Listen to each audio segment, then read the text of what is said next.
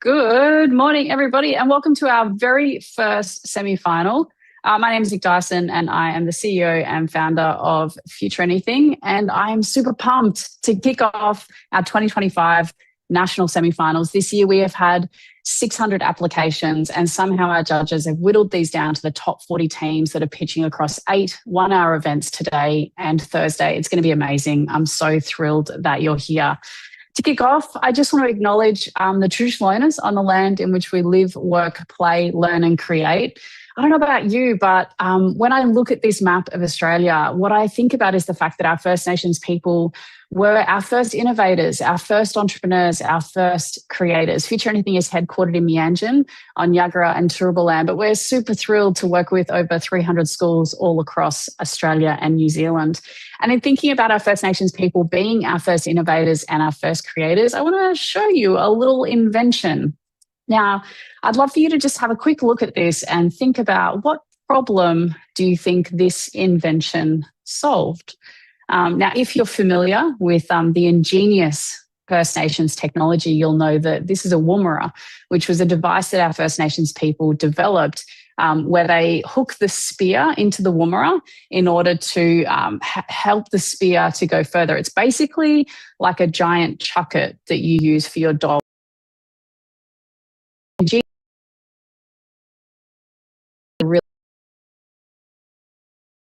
Further away from the animals that we're hunting so as not to scare them or spook them whilst we're actually, trying to catch food.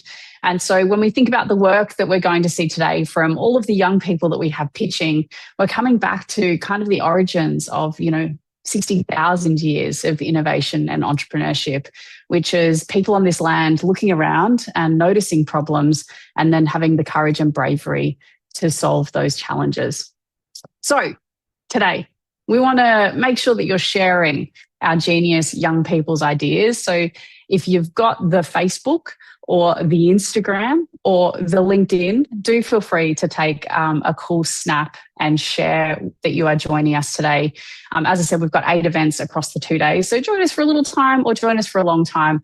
We'd love to see you here.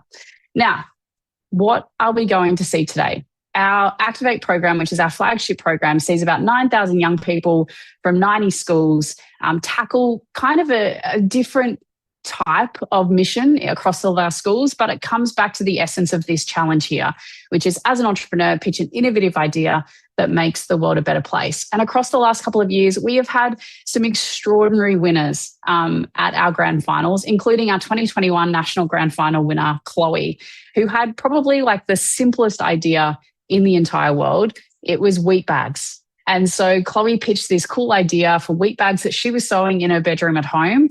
And for each wheat bag sold, she partnered with One Tree Planted to have a tree planted. And so in 2021, her prize package was $14,500 in prizes and funding. And Chloe's gone on to launch Youngpreneur Markets. She's at university this year. And so she's actually unlocking other entrepreneurial opportunities for young people, just like she was looking for when she was at school.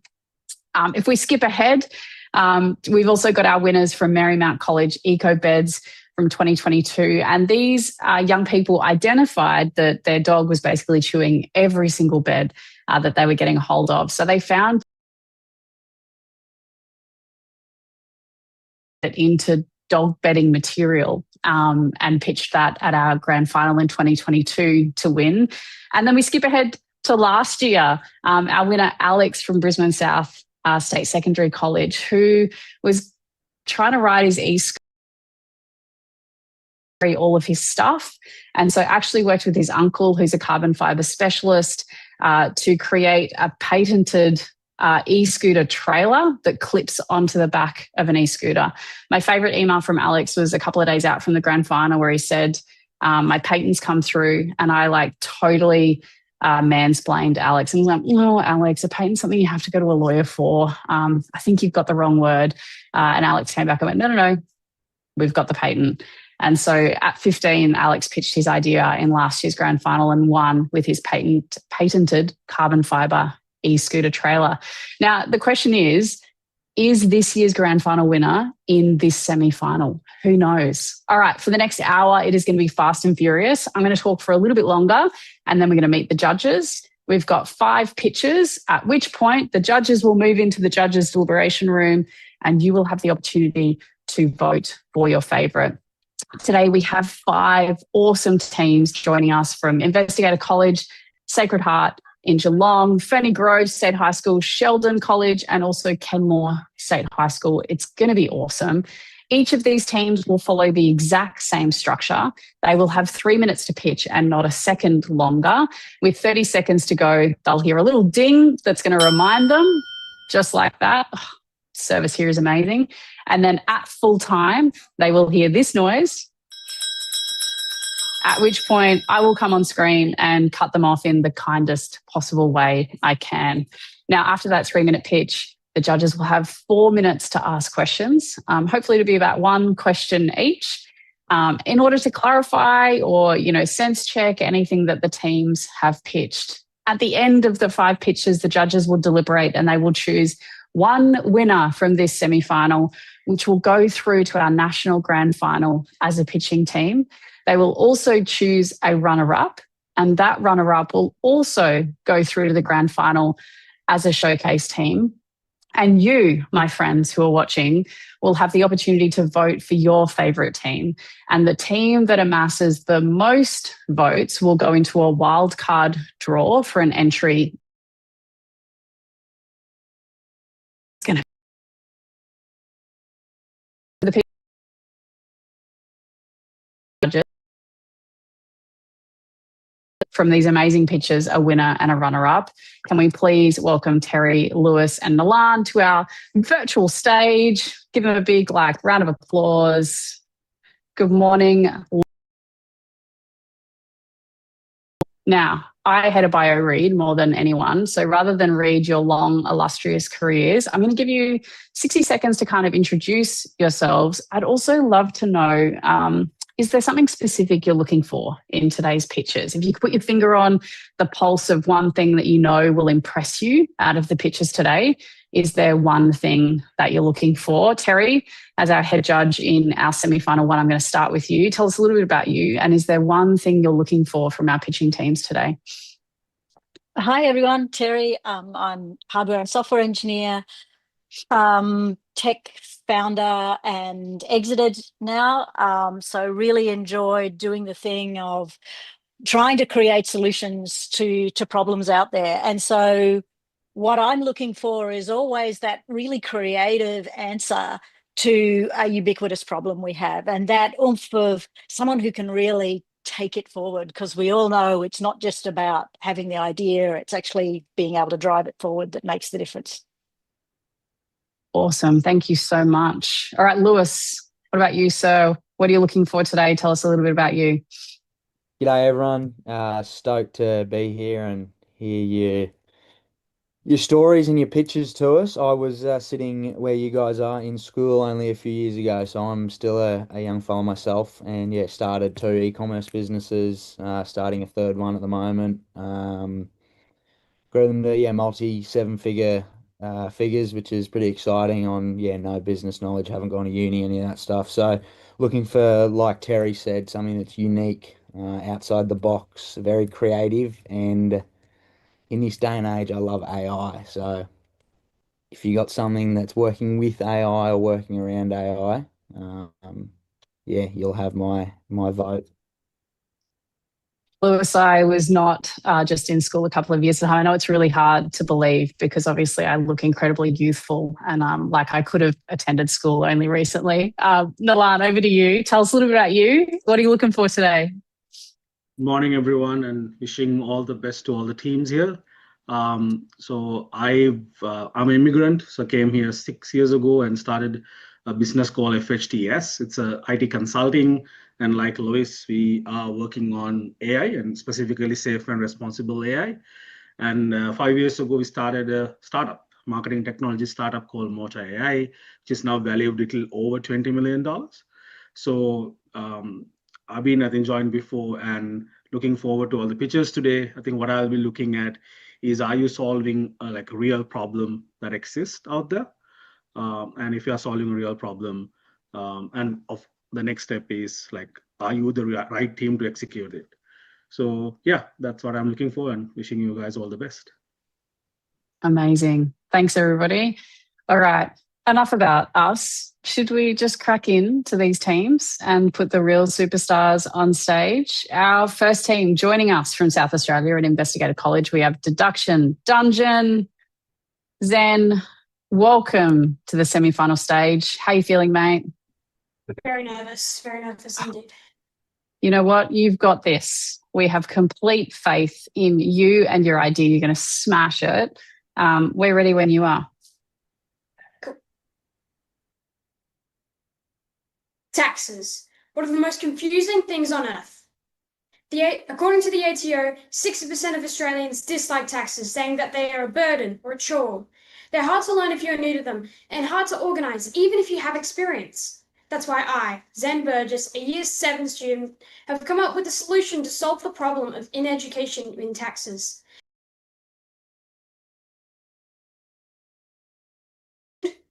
Deduction Dungeon.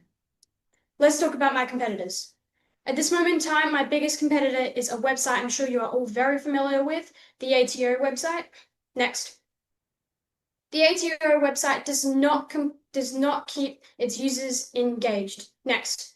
It uses confusing formats to do your taxes on. Next. How does Deduction Dungeons work?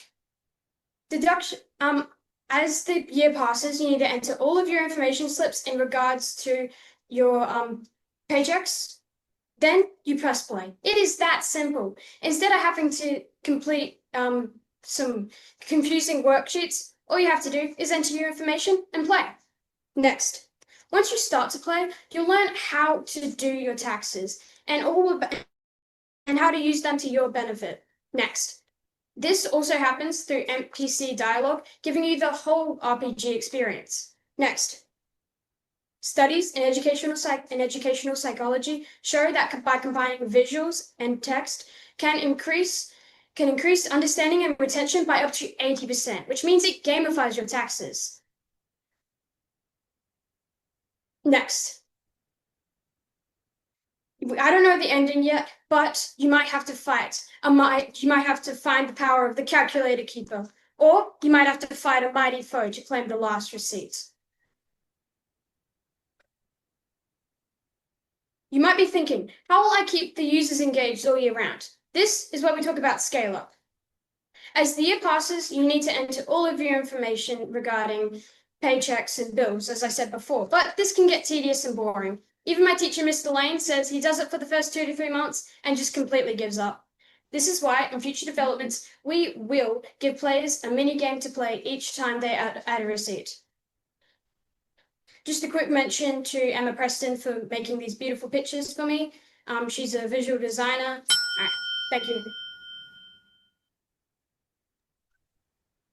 Zen, well done, legend. Maybe if I'd had your game when I was at school and growing up, I would not resent doing any of my finances as much as I do. Really loved that pitch, and way to go cracking off, because it's always really hard to go first, and you did a really excellent job of that.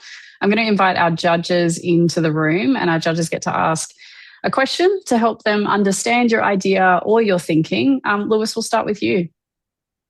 Firstly, mate, great job. It was awesome. Great pitch. Who is this designed for? Is this designed for me, the business owner, or is it designed for my accountant or my bookkeeper? Like, who's actually going to be using it? It's for the player, like anyone, like it's Deduction Dungeons is kind of just to get rid of you having to pay someone to do your taxes, so then it helps you do it instead. Right, so myself as the business owner, I'll be playing the game. Yep. All right. Awesome. Terry. Hi, fantastic pitch, and again, beautiful slides. You were right. So a question is, how are you going to get people to play it for the first time and do that, and then eventually make it financially sustainable? How are you going to fund your business, and how are you going to get your first customers? Well, I'm going to get my first customers, by advertising. My mom actually is an advertiser. She does signage and stuff, so I'm going to use that as a resource.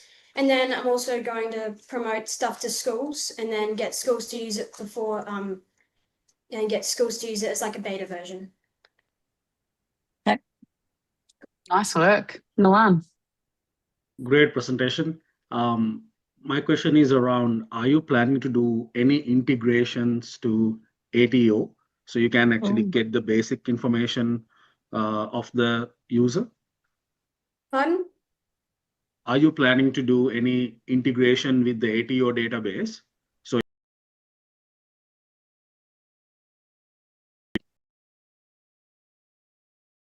Be able to, for security reasons, because I know they already have a decent program with security. And yeah, so then we can also have that stuff in the database. great answer. Well done. Hold in grade 7. Then amazing work. Give yourself a pat on the back, legend. You can breathe easy. There is something good about going first, right? You can now just like chill out, sit in the lounge, put your feet up. So congratulations.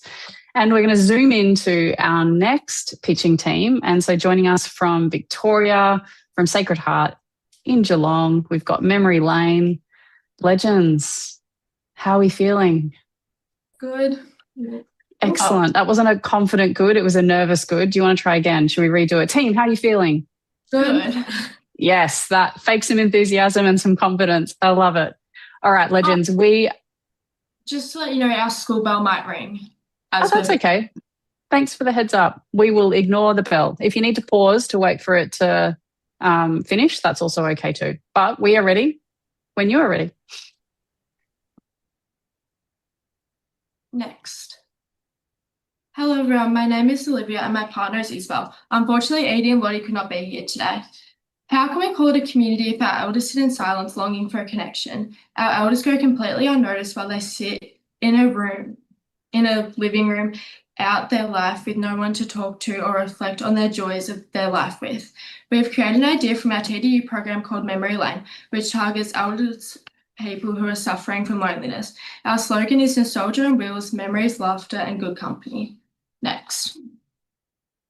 Loneliness among elderly people is a significant issue that stems from life changes like the loss of loved ones or reduced mobility, leading to feelings of isolation. Did you know that 1 in 3 elderly people experience loneliness? This isolation can cause depression and anxiety as social interactions is crucial for mental well-being for all ages. Loneliness also reduces life satisfaction, especially when combined with physical health issues.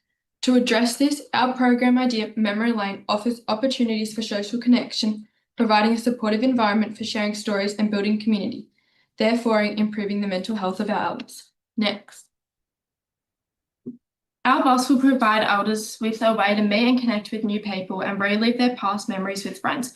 Most mental health services are online and numerous for younger people. However, there is none targeted to elderly. Each Wednesday, the elders will go on a minibus with 14 other people and visit a place from each of their childhood or past. At the place, they will share the memory that a special place holds for them with the others. They will all have a go at this before they go out for lunch with each other. Our bus will be covered in bright colours to bring them back to their childhood days. We are basically creating an environment that a child would find enjoyable, but for an elder. Elders are often associated with dull, dark colours, which increases their depression. Next. Memory Lane will involve a community partnership bus ride every Wednesday.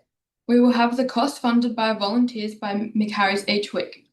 We will raise half of the money to purchase the bus while the government will fund the other half. We got this idea from sporting clubs that have raised half of the money and received government funding for the other half.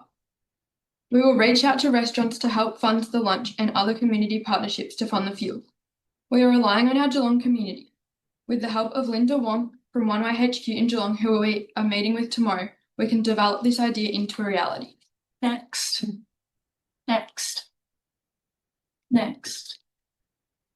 And then these are the logos and cards we handed out to the judges.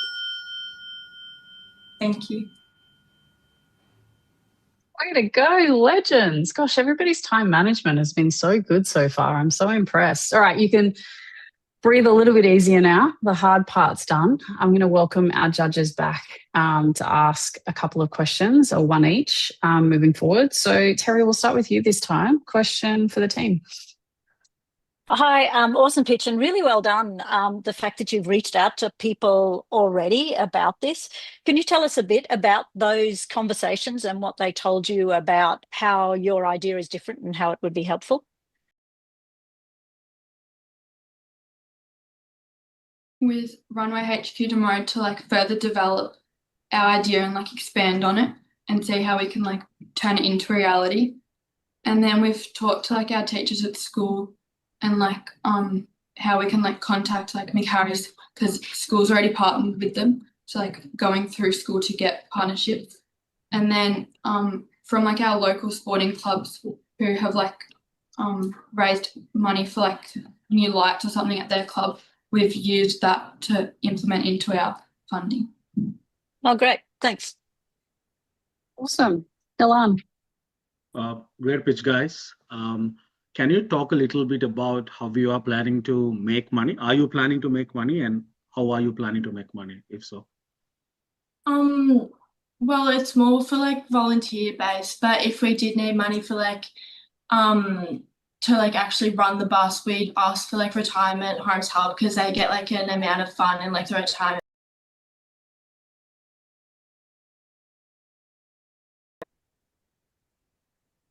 Awesome. Lewis. Firstly, great pitch, ladies. Absolutely spectacular. Sort of going to follow on from Nilan's question. Are you going to be selling direct to consumer, as in directly to the elderly people, or are you going to be going through aged care homes, retirement homes, and those sorts of facilities? So we're gonna go through like nursing homes, retirement villages, and then those facilities, and then we're also gonna go through like the elderly people's families, like for them to support like their grandparents and stuff, and then like through like sporting clubs, but like lots of elderly people like go through like bowling clubs and stuff, so we'll go through that and stuff like that. Yeah, perfect. Very good. Some really good thinking there, team. And thinking about all those partners and those layers of connection, I think, to reach the target user. So excellent work.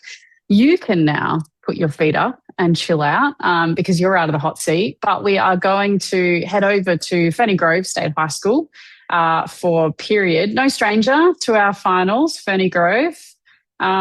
Legends, how are we feeling? Look at that slick setup. Thank you. Are we feeling nervous, excited, or both? Both, I think. Pretty excited, actually. Yeah, like excited. Cool. I love that. All right, legends. We are so excited to hear your pitch, and we are ready when you're ready. Nobody should suffer for something that they can't control. Right now, period poverty pressures thousands of Australians to miss school, skip work, or risk their health purely because they can't afford a pad. It's not just uncomfortable, it's undignified, unsafe, and unfair. Next slide. However, access to these products are only a fraction of the problem. A lack of basic sex education around reproductive health and hygiene support leaves many uninformed, ashamed, and confused about their own bodies. Next slide. So we wondered, what if we could supply people with more than just a pad? Our solution is Period, a scalable, sustainable social enterprise providing free reusable period kits plus skill building workshops. Next slide. Each kit includes 2 reusable cloth pads, sewing materials, fabric, and a sex ed pamphlet. We fund the project through sewing classes focused in a school and community environment, teaching people to sew and care for their pads, equipping them with skills that continue to help beyond our aid. Next slide. Reports from Shattered Dignity highlight that in Australia, 64% of menstruators have struggled to afford period products. It's estimated that the average person who menstruates spends $10,000 in their lifetime on products like pads and tampons, not including pain management. A single one of our pads prevents over 1,300 disposables from reaching landfills, saving each person hundreds per year. In our scalable model, we aim to offer heat packs and storage bags as our enterprise expands. Next slide. Each sex ed pamphlet tackles topics such as abnormal symptoms, expectations of the cycle, types of menstrual products in use, birth control and abortion options, STDs, consent, puberty, washing reusable pads, and helplines. Next slide. With startup costs of just $372.16, we can produce 120 kits and break even after one paid workshop of 22 students at $15 per person. That's a cost of $2.32 for classes of 25. Next slide. That's $1,500 in revenue, enough to cover stock, supplies, scaling, and employee pay. In future, the production of these goods will increase along with employees when we generate enough income. Eventually, a local manufacturer can be hired to reduce costs and labor. Next slide. To sustain a steady flow of paid workshops and income, our startup costs have been fully funded by Arana Leagues Club, who have graciously given us the support we need to produce our first trial packs, with our marketing strategy also utilizing the school network, social media campaigning, and partnerships to reach a diverse audience. Compared to competitors such as Share the Dignity and Luopads, Period offers individuals not only an added sense of security, but addresses underlying issues and provides a simple but self-sustaining solution. Next slide. Because when access disappears, skills stay. Thank you. Very good.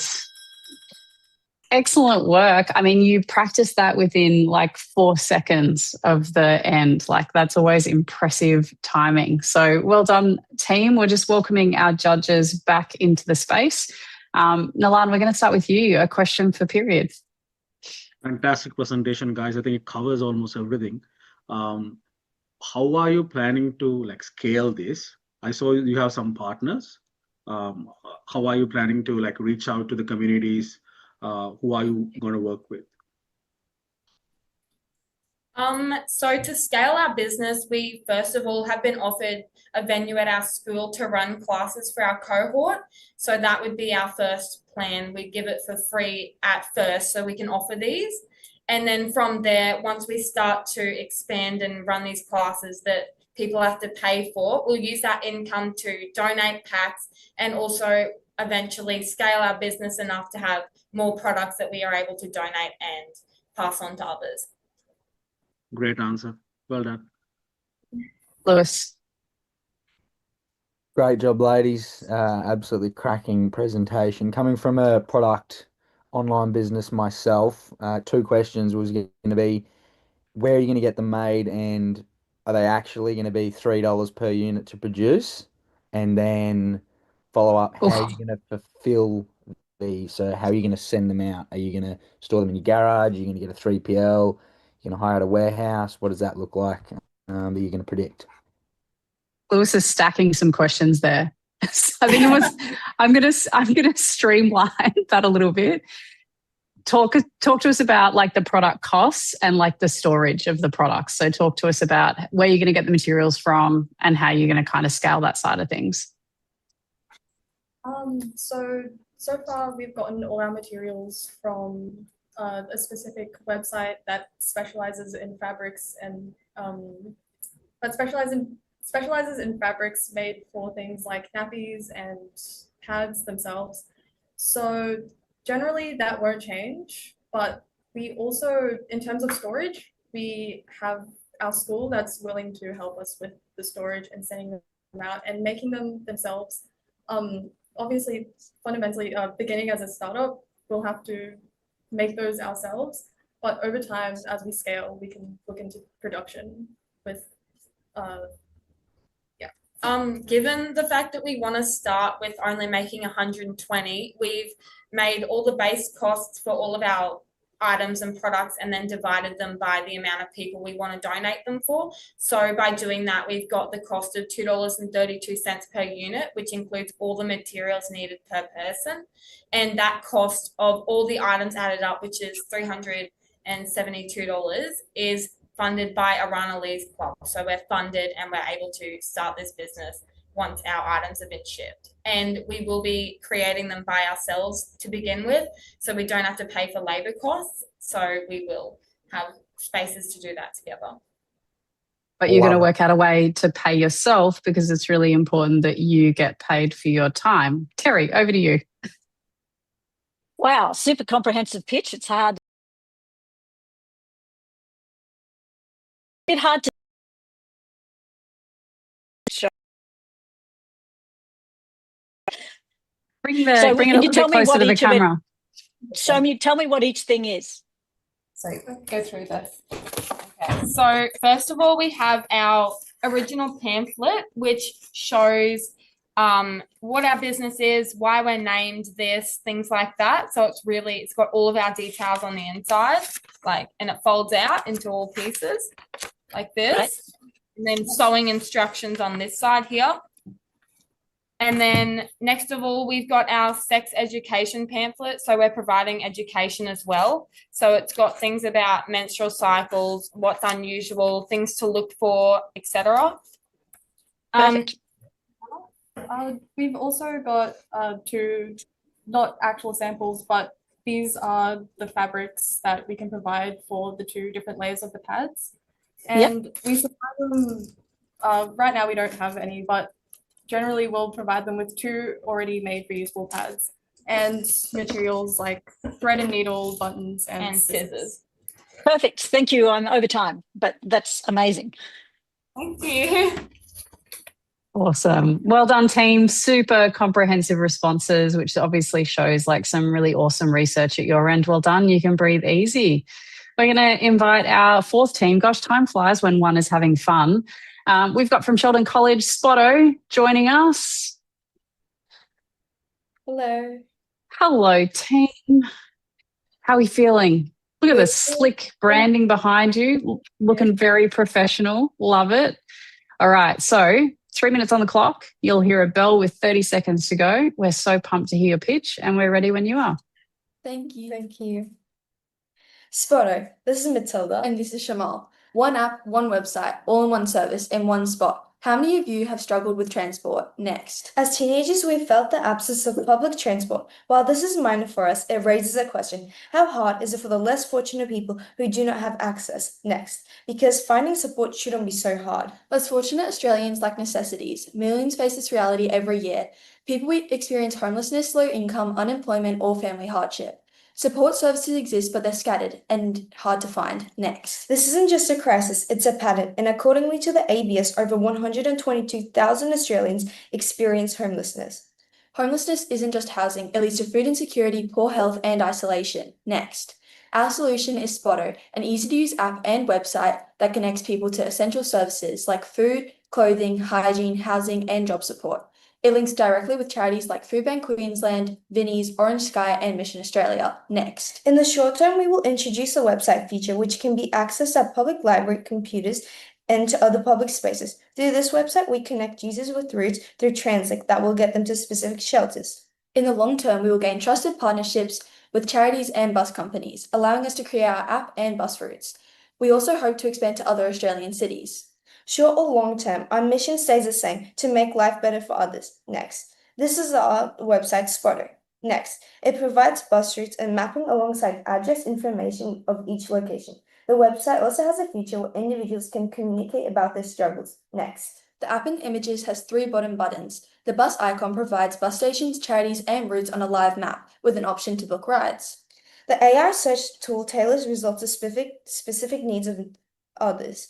The community chat connects people to share experiences, advice, and support with others. Next. Unlike other platforms that focus on just one area, Spotto brings everything together: transport, support, service, and community, all in one hub. Next.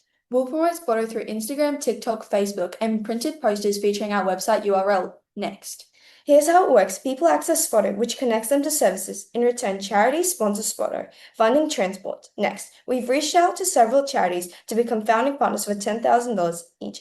They'll receive 12 months of early access, discounted prices, and launch visibility, helping shape Spotto from MVP to official app. Next. Spotto is free because funding comes from charities, keeping it accessible. Next. The app will cost about $100,000, including $42,500 for AI chatbot, $30,000 for online chat, $22,500 for GPS tracking, and $5,000 in overheads.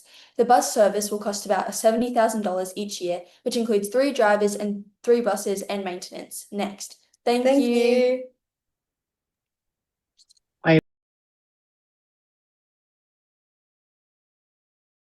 Back into the room to ask some clarifying questions.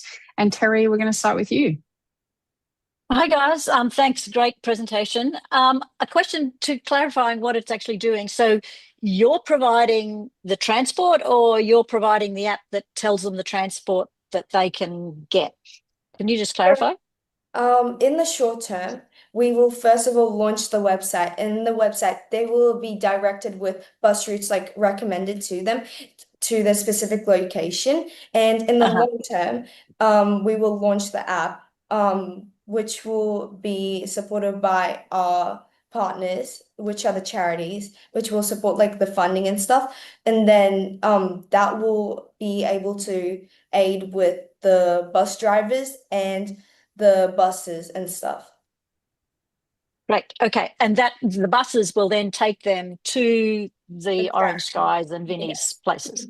Okay. So basically, So basically, it's like the buses are a later addition because obviously it's quite a large cost. Yep, makes sense. Thanks. Cool. Nolan. Great presentation, guys. Very comprehensive.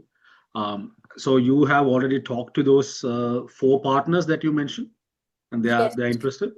Yes, we've talked to 4 partners, and so we've talked to multiple, and we're looking at more charities that we could contact as well. Fantastic. Well done. Lewis. Great pitch, ladies. How are you going to monetize this, and where's your revenue going to come from? You said that's going to be a free app for users. So is that going to come from these fundraisers, donations, support? So most of our revenue will come from charity partnerships. So it's basically that each charity will spend about $10,000 each year for us to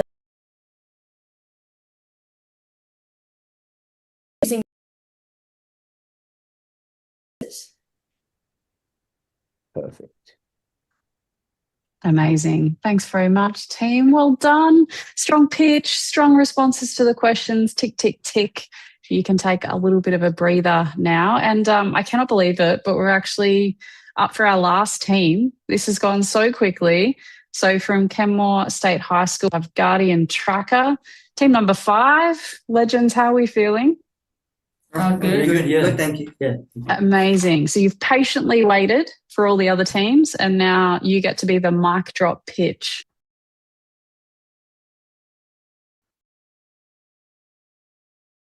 Kids go missing in Australia. 37,000. Think about that. But what if there was an early warning system? A silent personal lifeguard you wear on your wrist. Next slide, please. Introducing the Guardian Tracker, an innovative wearable technology which we believe is the advancement of child safety. The Guardian Tracker is a multi-purpose waterproof strap band sold on our website, designed to outperform its predecessors. We believe this device has potential to save many lives. Next slide, please. Our target audience are parents and schools who have kids that need a hero, so let the Guardian Tracker be theirs. Next slide, please. The Guardian Tracker is a sleek, secure, and functional safety band with an easy slap-on design, live GPS tracking through a mobile app, and a quick SOS alert triggered by 3 taps. Offered in various colors and sizes, it even features a wireless rechargeable battery. Next slide, please.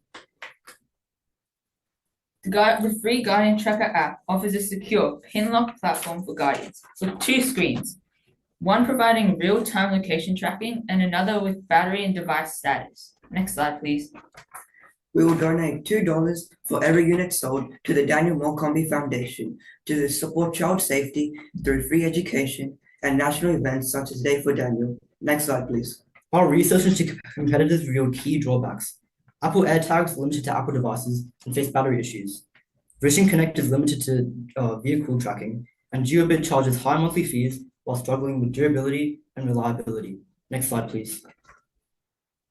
What truly sets the Guardian Tracker apart is its universal compatibility with any smart device, and its ability to operate without Wi-Fi or cellular signals by using commercial satellites. Priced at just $75, it's more affordable than Jiobit and Vision Connect, while being more durable than Apple AirTags. Next slide, please. Constructed from sheeted metal, silicone, and polypropylene, the Guardian Tracker is built for durability and sustainability while meeting customer needs. Next slide, please. We have gotten positive feedback and approval from many teachers from our school and other schools. Next slide, please. We'll promote our product on YouTube, TikTok, Instagram, and use traditional marketing strategies such as billboards. Next slide, please. Our startup and overhead costs include business registration, marketing, shipping, wages, and GPS modules. With a $2 donation per sale, we make a $2,300 profit for 100 units sold at $75. Next slide, please. Our ask is that you invest $30,000 to become a crucial part of our mission to save lives. We are asking to not only cover our expenses, but to bring a safer future to many children's lives. The Guardian Tracker. Next slide, please. The Guardian Tracker. Your world. Always mapped. Always protected. Thank you for listening. Thank you for your pitch, team. Great work. All right. So we're going to welcome our judges back for their last round of questions. Lewis, you get the honours of going first, sir. Great job, gentlemen. Cracking pitch. Thank you. Just to confirm, you're going to sell them for $75 a unit. Yes. Yeah. Yes. Where are you going to get them made, and what's your landed cost? How much is it going to cost you to make them? It's going to cost us around $50 to make one unit. 50 or 15 1 5? 50. Yeah. Yeah, and where are you getting them made? Here or in Australia or overseas? Yeah, in Australia. Yeah, Australia. Yeah, Australia. All right, Cool. perfect. Terry. Hi guys, you've covered a lot of bases there, and particularly impressive your financial analysis. So, is your market? So you're going to be selling them to the parents, I assume. Are they your target? Oh, Parents and schools. Yeah, parents and school. Okay. And so I would have thought that people who have phones will be using their phones to track people. So is the market younger people who don't have phones yet, or tell us about who's going to do that? Yeah, because not all people have phones, and only Apple has the feature to track other Apple devices. So we're thinking just if people without phones, this would be good. Okay. Oh, Noam.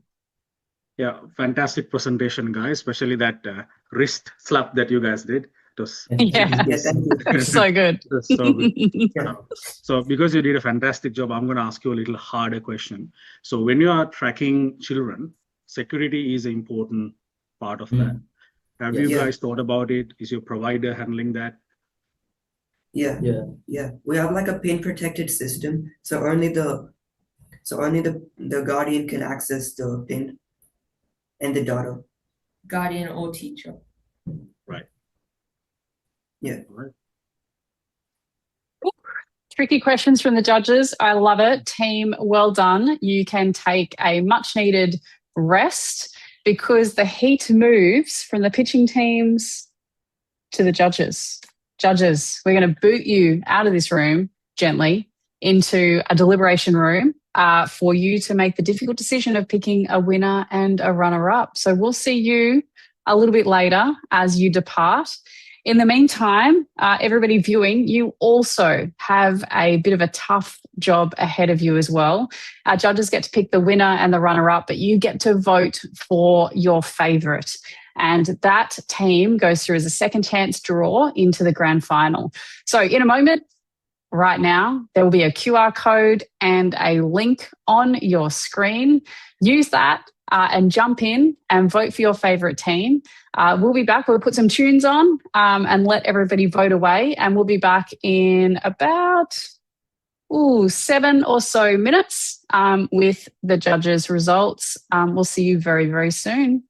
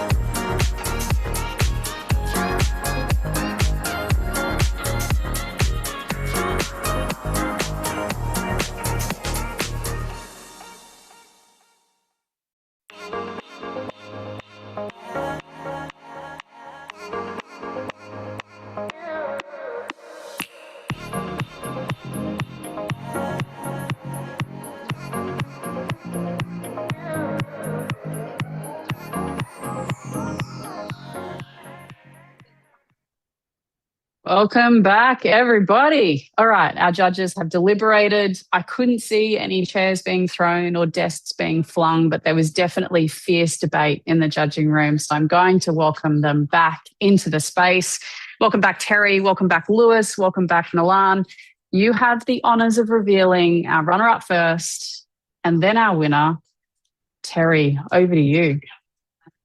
Thank you. And honestly, I listen to hundreds of pitches a year from, the very early stage up to people trying to get millions of dollars in venture capital. And the quality of the pitches here today just blew me away and made it very bloody difficult for us as judges. So I'm going to announce the runner-up now. The runner-up is Deduction Dragon from Investigator College.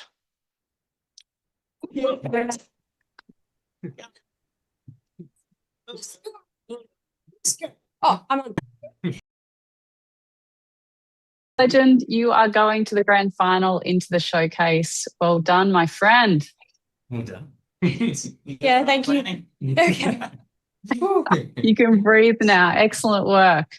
All right, Terry, over to the big kahuna.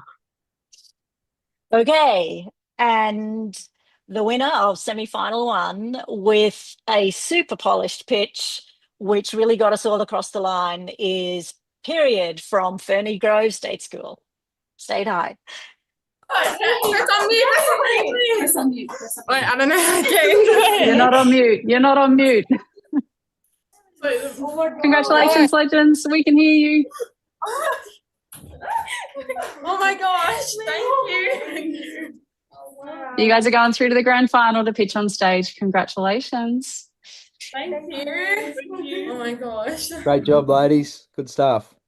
Thank you so much. Excellent work. Judges, thank you so much. You had the toughest gig. We appreciate the generosity and also your expertise and your experience that you bring to this. We can't do these events without you. So on behalf of the entire Future Anything team and everybody watching, just a big thank you for your time. I have the official word on the team that has secured the people's vote. And with cracking hundreds of votes in the people's vote, which is pretty remarkable, I can reveal that the team that has won the people's vote is Investigator College's Deduction Dungeon. Well done, Zen. People's vote as well, my friend. Oh, no way. Let's go. I got 2. Nice.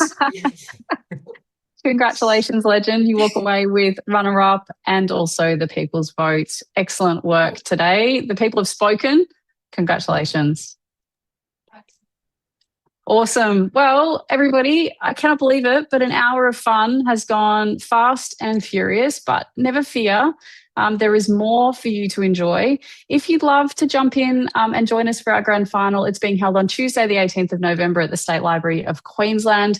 It's a live event. You can secure physical tickets to join us. It is a sellout event, or we do live stream the entire thing. We would love to see you join us.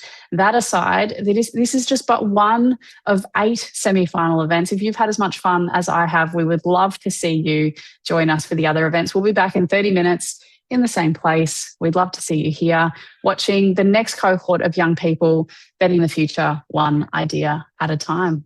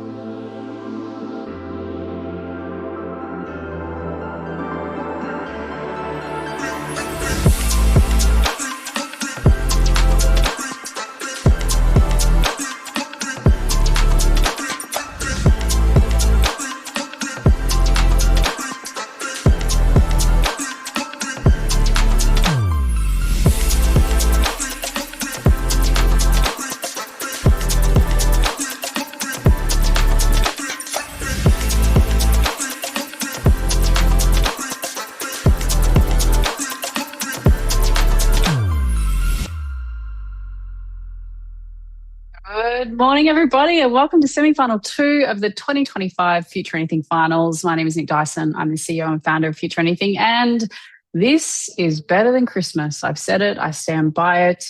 I agree with it. And in the next 59 minutes, I know you will agree too. To kick off today's session, I just want to take some time to acknowledge the traditional owners on the land in which we live, work, play. Today we're going to see some youth-led innovation, but innovation itself has happened on these lands for those 60,000 years, including the creation of this little invention here. The best entrepreneurs or change makers or innovators solve complex challenges that they see around them in creative and new ways. And so this is the woomera. And the problem that First Nations people identified was that in order to hunt with a spear, they had to get too close to the animal, which often caused it to spook, which affected accuracy. And so what they created was the woomera, where the spear actually sits inside the woomera in order to create like a lever, which enables the spear to go much further than it would without it. Basically like a giant chuck-it for a spear instead of a ball that you use with your dogs.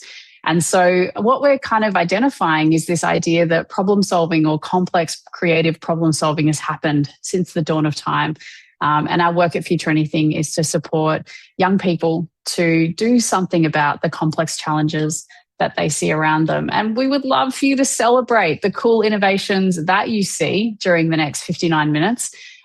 If you have Instagram, if you have Facebook, if you have LinkedIn, please take a photo for wherever you are and then share that photo on the gram or wherever you find your good social media and let the world know what young people are capable of when they're given a little bit of time and space and creativity.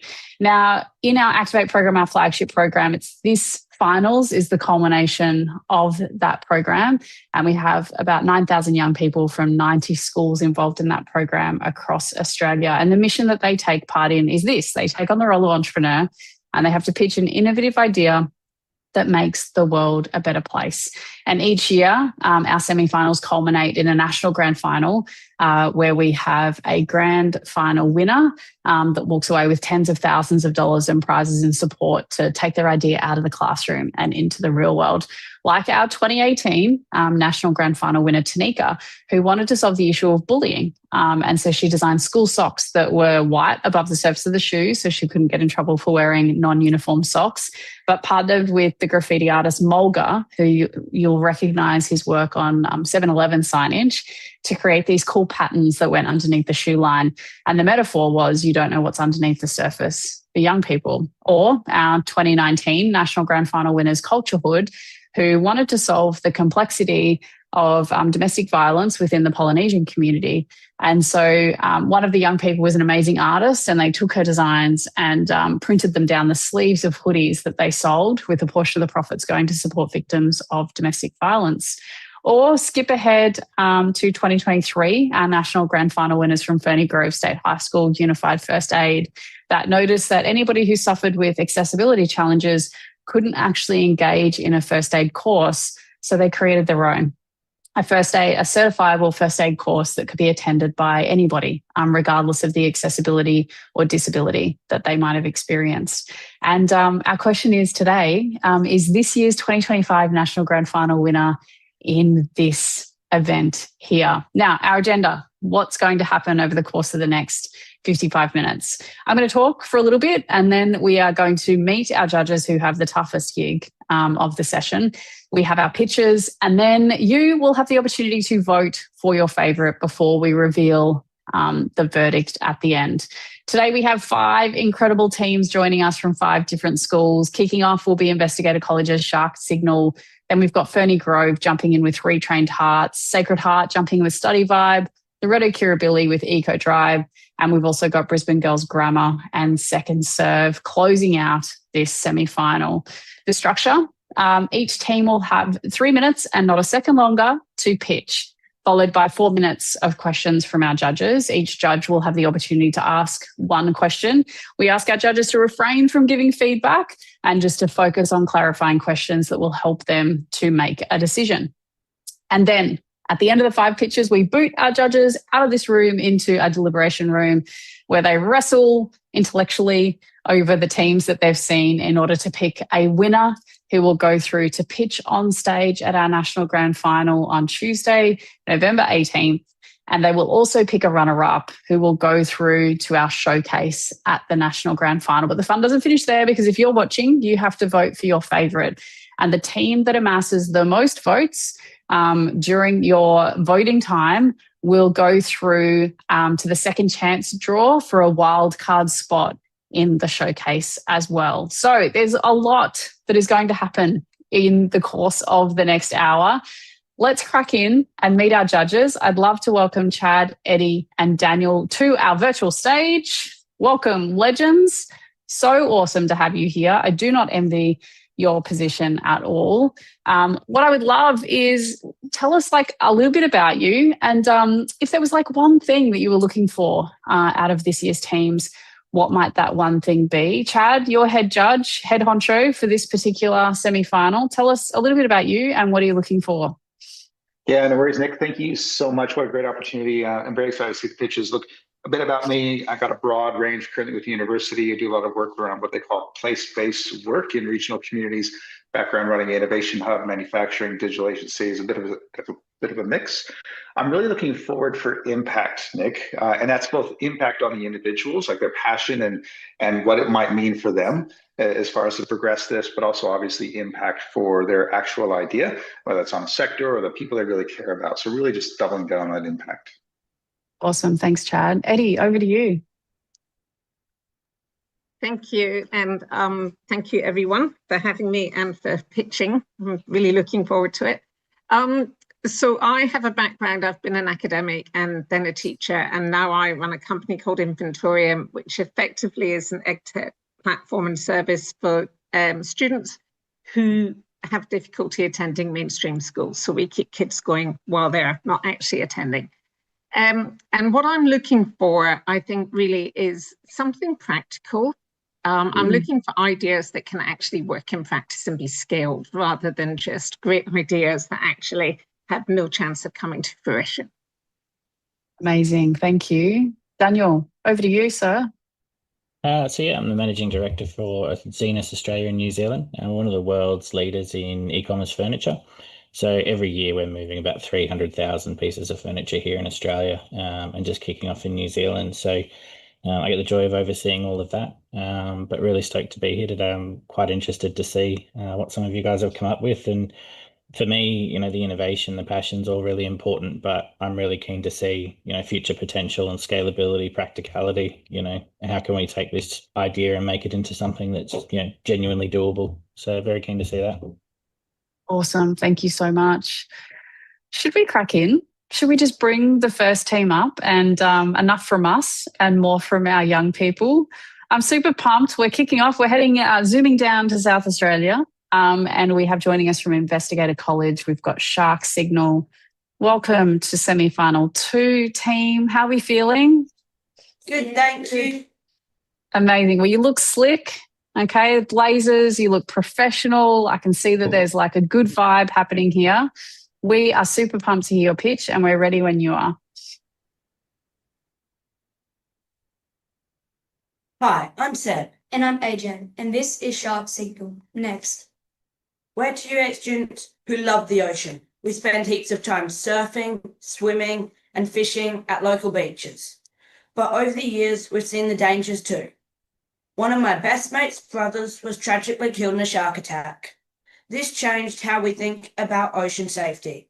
So when the opportunity came up at school, we created Shark Signal, a shark safety app designed to help keep people safe in the water. Next. Right now, when a shark is spotted at a beach, people often find out about it too late, usually through social media or news reports hours after. That delay can be dangerous, especially here in South Australia, where there isn't a strong local warning system. That's where Shark Signal comes in. It's a live, interactive map that shows real-time shark sightings, surf conditions, and danger zones.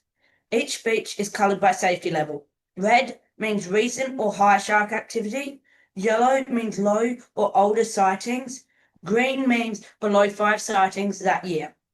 When you click a beach, you can see the latest shark reports, surf conditions like swell and wind, and community comments.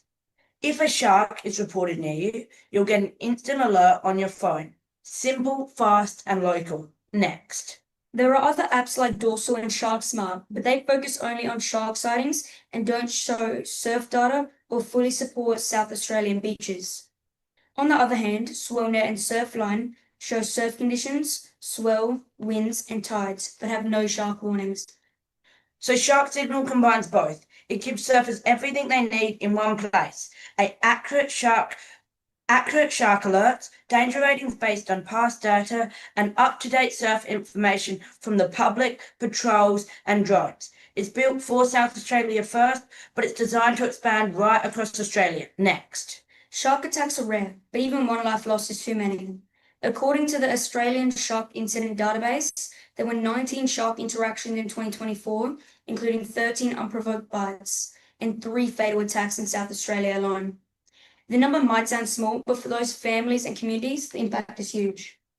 Our aim is to make ocean safety easy, fast, and accessible for everyone, from surfers to families on holiday. Next.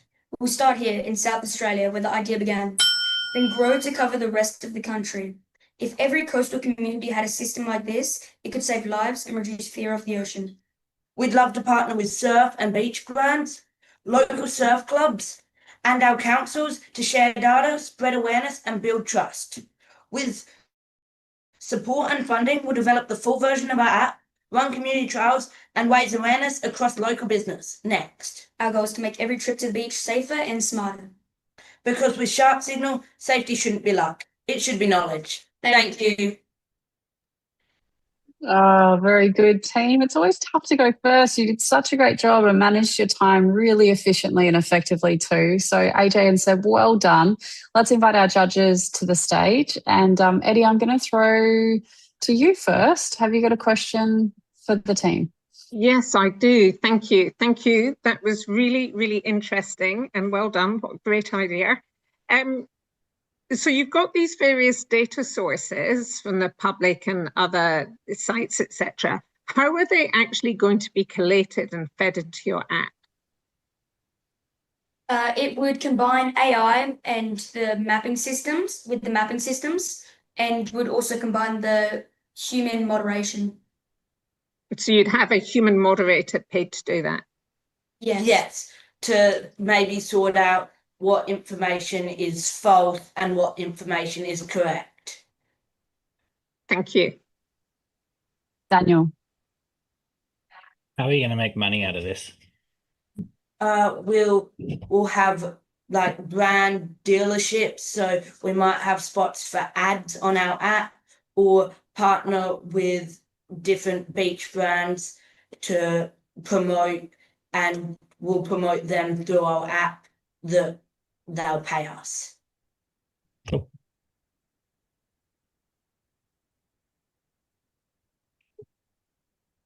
Dad. You bet, Nick. Thanks so much for the pitch. Really well done. I love the integration between the three between the different aspects from the surf data and the. There are other apps out there. So how are you going to get the word out there to make this the go-to? What's going to draw people to say, wow, we really have to use this app instead of some of the other ones to draw some of those eyeballs and get that impact you want? Well, like we said in our speech, it's going to be the one place where surfers can see, like they can check surf conditions for when they want to see surf, but then as they're looking at that, they'll see shark reports. So there's no app yet that combines both, that gives surfers one place to see all the information they need. All right, thanks. Great work, team. Always tough to face the questions. It's one thing to prepare your pitch, but then when the unknown is coming at you, you did such a great job of responding to those judges' questions. So you can take a seat and relax. And we're going to bring our second team up to the stage. Joining us from Ferny Grove State High School, we've got Retrained Hearts jumping in as team number 2. Legends, how are we feeling? Good. It's muted. Good, thank you. Oh, good. Amazing. All right. Well, we are so pumped to hear your pitch. And so we are ready when you're ready. Thank you. When I was 11 years old, my mental health was rapidly declining to the point of reaching out was almost impossible. Almost 2 years ago, me and my family decided to bring a pup into our lives. Next slide. Millie has always been there for me, showing me the love and support I needed. She showed me how sometimes the best medicine has 4 legs and a wet nose. Next slide. Studies have shown that 43% of Australians suffer from a mental health condition in 2020, and only 49% of these people reached out for help. We are Retrained Hearts, and we aim to give everyone access to the love dogs can give. Next slide. Our solution doesn't only benefit our humans' mental health, but also the bonds. Humans and dogs need social interaction to thrive. Retrained Hearts gives these dogs a purpose to do so. Next slide. Our business will start as a prototype with our analog pilot, which we will then, with our partners, incorporate dog, where our customers can book a session with our trained shelter dogs to run, play, or snuggle. Let's use Zoe as an example. As you can see, Zoe has made an account and is now entering through our partner's website, RSPCA. First, she must agree to our terms and conditions. Next, she will complete a Get to Know You quiz, so we can provide her with their most compatible pet. Next slide. After she completes our quiz, a list of dogs are provided for her to swipe through. Looks like she's matched with Bella. When a dog is selected, a bio of their qualifications, breed, and important facts are provided for the customer to review. Once the pup is selected, Zoe can book her preferred session, date, and time, and proceed to the payment screen. It's really that easy. Next slide. Retrained Heart differentiates from conventional therapy dogs as we aim to tune people's struggles into a healthy outlet by confiding in one of our amazing shelter dogs, while not giving time and financial commitment to owning one, like a test run. Next slide. Our cost per unit will be roughly $10 to $14 per hour. Our financial proceeds have been revised since this slide was created, but Retrained Hearts will be donating 10% of our profit to Beyond Blue, supporting mental health resources. The remaining 90% will be then kept for reinvesting. Next slide. Our marketing strategies will include social media recommendations and of therapists like Beyond Blue, hosting events and community engagement. Next slide. We believe that as a community, we can make our dream possible through kindly donating to our worthy cause. Retrained Hearts also asks that the RSPCA can partner together hand in hand.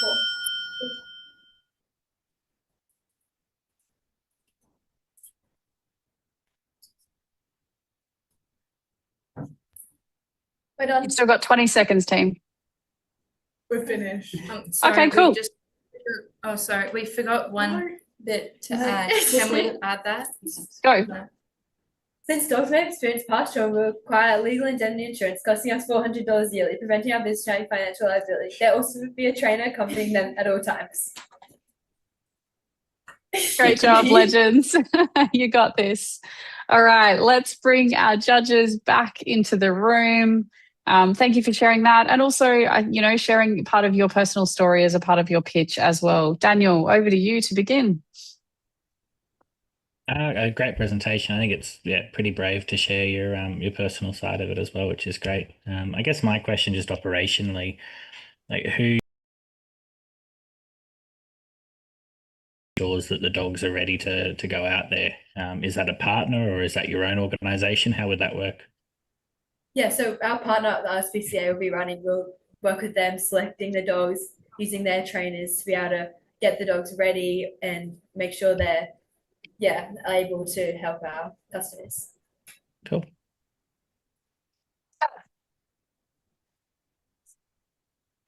Thanks, Nick. I love it. Like anybody who knows me, like one of the first things I ever say in a conversation is I absolutely love my dogs. Oh my God, I just love dogs. And so I love the idea of just being able to book in a visit.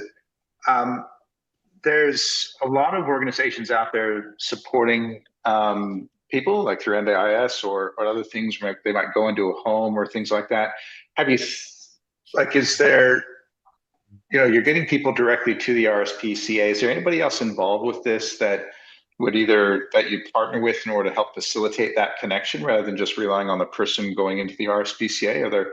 Is there anyone else in the network that you'd be working with?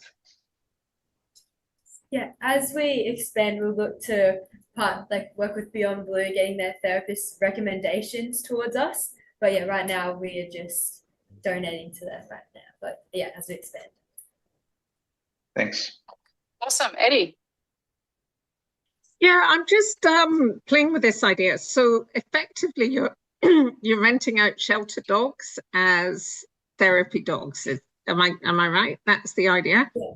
So I'm just thinking, shelter dogs. The idea is that they get placed in homes, so you could have quite a lot of turnover in dogs, and I'm just wondering if it would pivot to like dogs that need walking.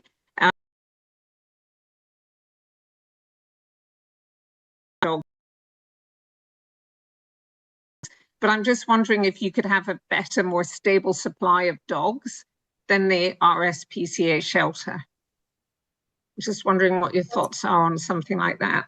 That's a great question. Obviously RSPCA has a lot of dogs, but they were the first ones that we thought of, and we will definitely consider that in the future to branching out. Love the idea though, great idea. Yeah. Part of our key things is the dogs in the shelters, giving them the enrichment that they need. So yeah, that was one of our key points at possibility. Amazing work, team. Well done. You can chill out and have a bit of a rest for a few minutes. And we're going to welcome our third team to the stage. We're heading down to Victoria to Sacred Heart College in Geelong. And we've got Study Vibe joining us. Awesome. Team, how are we feeling? Nice. Amazing. Cool. We are so pumped to hear you pitch. We are ready when you are ready. Good morning. Our platform is Study Vibe. My name's Lane. I'm Poppy. I'm Prayosha. And I'm Cynthia. Next slide. Before we begin, we would like to acknowledge the Wadawurrung people as the traditional owners of the land on which we meet today and pay our respects to the elders past and present. Next slide. We have all at some point questioned the education system, and the reality today is an efficiency crisis. We force diverse minds into a factory model, the same content, the same pace for everyone. This one-size-fits-all approach leads to massive intellectual waste. 84% of our classmates don't know how they study best. Students become bored, disengaged, and fail to reach their potential. We're not just solving a learning problem, we're solving a human potential problem. Next slide. Our solution is an AI platform that dynamically adapts the learning method, not just the content, in real time, by seeing how the student feels through a quick check-in.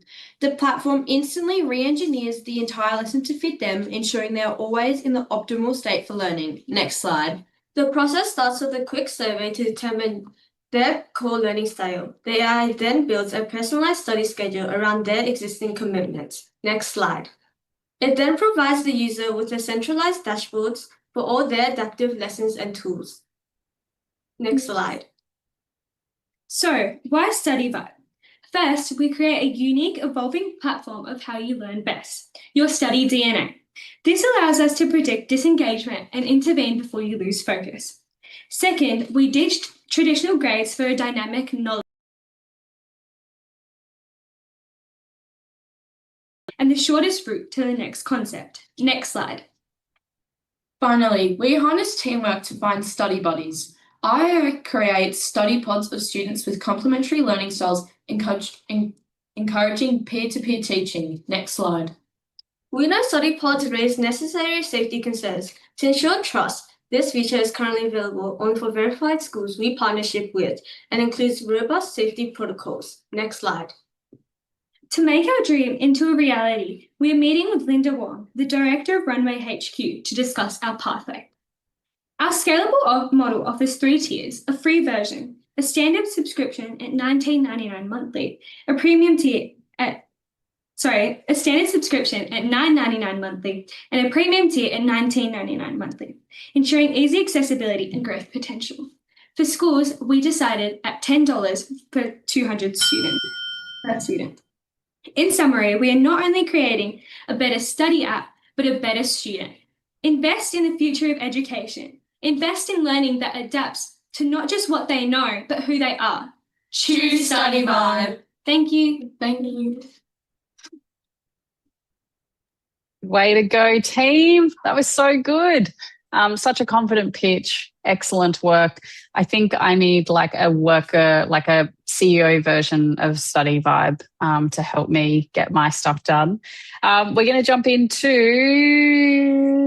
oh gosh, I've forgotten my list. Let's go Eddie to begin with.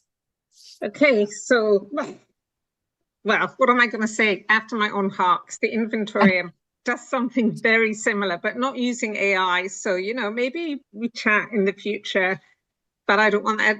This is about the competition.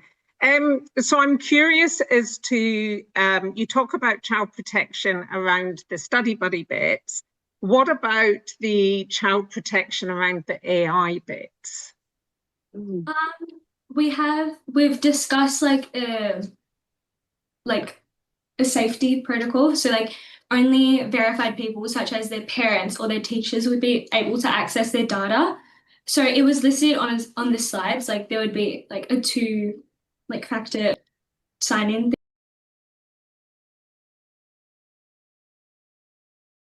Email or like phone number to get into the actual platform that has all their data in it. So Sure. So I know I wasn't clear enough then. I mean about the AI generated content and tasks. Oh yeah. How would you ensure that that's moderated to a suitable level?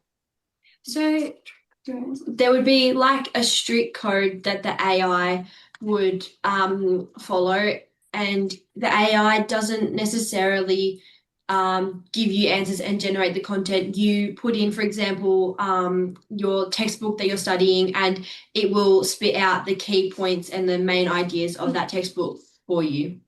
So it really depends on what tool you're actually using, but it's mainly like either the teacher or the parent or like the student uploads it.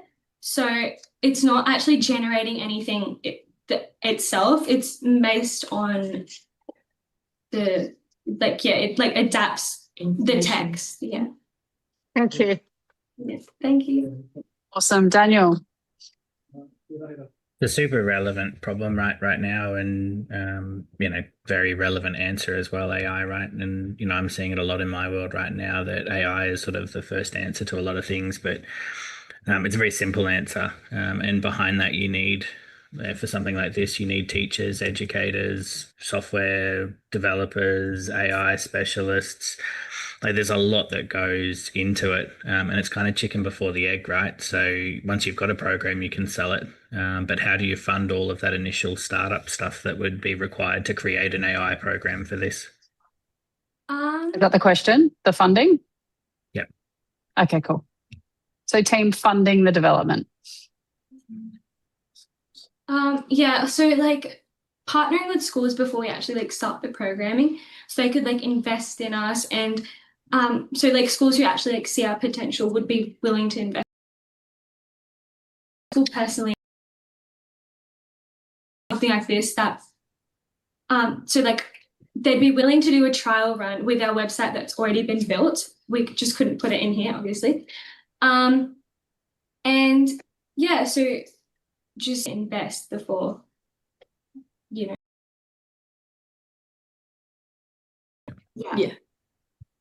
Awesome. Tough question. Chad, over to you. Yeah, thanks, Nick. Love this as somebody who just barely graduated high school. Something like this for different types of study habits. Heaps of questions around AI and privacy. I love that one. Funding, absolutely. But the one I'm interested in, have you thought through, obviously you're going out to everybody doing this AI thing. Have you thought through that you're going to start seeing some kind of groupings, some types, and so it's actually going to make it like, oh, you're that type of study person, or you're that type, and like, do you anticipate seeing a bit of a clustering of the types of people, which might change how you do things, or are you going to kind of just, is it going to be everything like really different for each individual person? So we have a thing called Study Pod, and before you actually log in, you do a survey, which is your personalized learning style, which is how you're going to connect with other people, which is going to be beneficial for students who are in rural areas, so then they can connect more outside and work together. So if like you find someone else who's working on the same subject and you both like working by like images and like visually, then you guys will connect and then you'll be in a group chat, which is going to be supervised and make sure that everything's safe and that you're doing the work and you can schedule stuff. Great, thank you. Awesome. Way to go, team.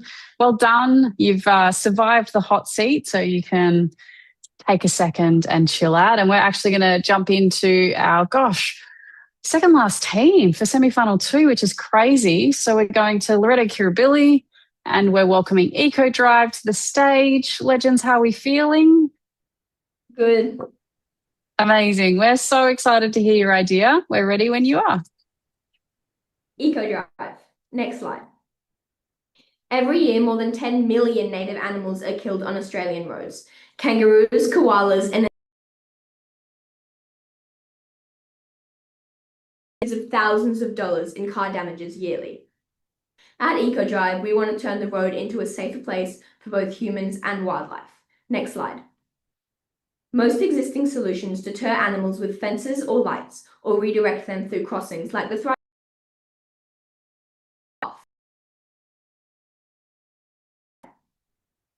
Our design is to deploy motion sensor camera poles at wildlife hotspots along highways.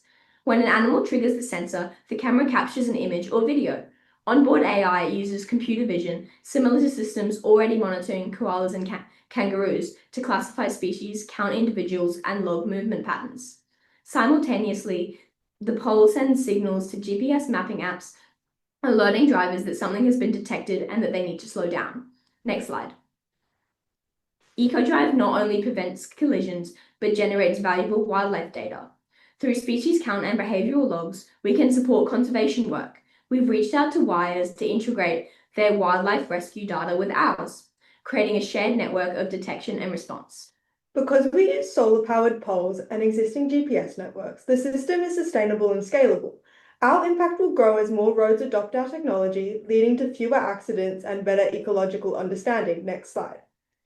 We'll begin with a trial camera post. To build and implement our design, we are eligible for local council grants, like the Northern Beaches Environmental Grants Program. The funds would support prototype poles with integrated AI cameras, testing and installation on state-managed roads. We'll partner with GPS app providers, local councils, wildlife organisations and conservation groups to expand. As data is gathered, we'll refine our AI models, prove effectiveness and scale across regions. Next slide. EcoDrive is more than just a safety tool. It's a bridge between technology and conservation. By alerting drivers and collecting wildlife insights, we can save lives, protect species, and build better roads for all. With your support, funding, mentorship, and partnerships, EcoDrive can become a powerful, scalable solution for Australia's roads and wildlife. Thank you. Well done, team. Excellent work and so good on the timing. Very, very good. I'm going to welcome our judges back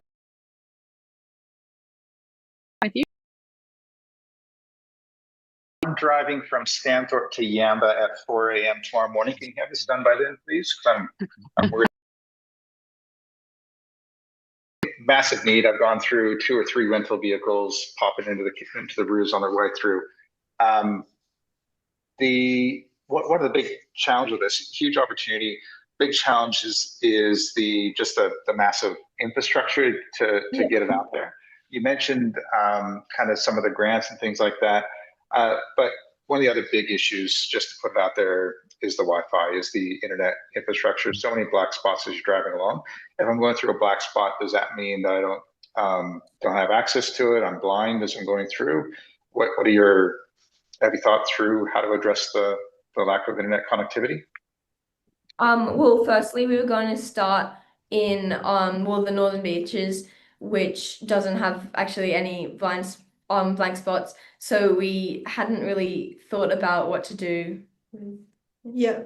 On our post as well, we'll probably have like an antenna so they can get signal if they're far away from internet, so they can still like connect to like phones to update drivers. Great. Thanks, guys. Awesome. Eddie, over to you. Yeah, so brilliant idea, really clever, love it. How exactly does the driver get the alert? Yeah, so when our camera detects something, it goes to like a mapping app, and we had a photo of it on our slide. And if you use like Google Maps or Waze or any of those, it gives you alerts when there's more traffic or if there are other where there are other drivers on the road. So an alert will come up with like that. On the phone? Yeah. Okay, just to think about, sorry, so the driver has to be on their mobile phone or have their mobile phone handy, or? It's if you have like Apple CarPlay or even just have any map up on your car, it'll do the same. Perfect, thank you. Awesome. Daniel. I'm going to jump onto Chad's joke here as well, because I'm driving from Alice Springs to the Gold Coast this weekend, and that would be brilliant. My question sort of, I'm not going to ask about funding again because I'll just become that guy, but my question is, does this technology exist? Like, is that camera pole a product that you could buy off the shelf right now?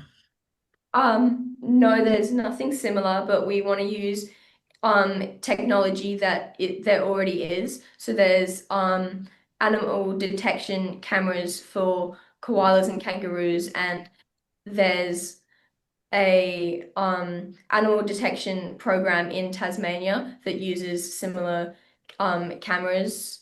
So there's nothing similar to our design, but we're going to use existing solutions. Okay, perfect. Awesome. Great work, team. So tough when you've got like technical ideas and then you've got knowledgeable technical judges who then ask technical questions about your technical idea, and you did a really great job with those questions. So excellent work. Legends, my gosh, we're at our last pitch. Like,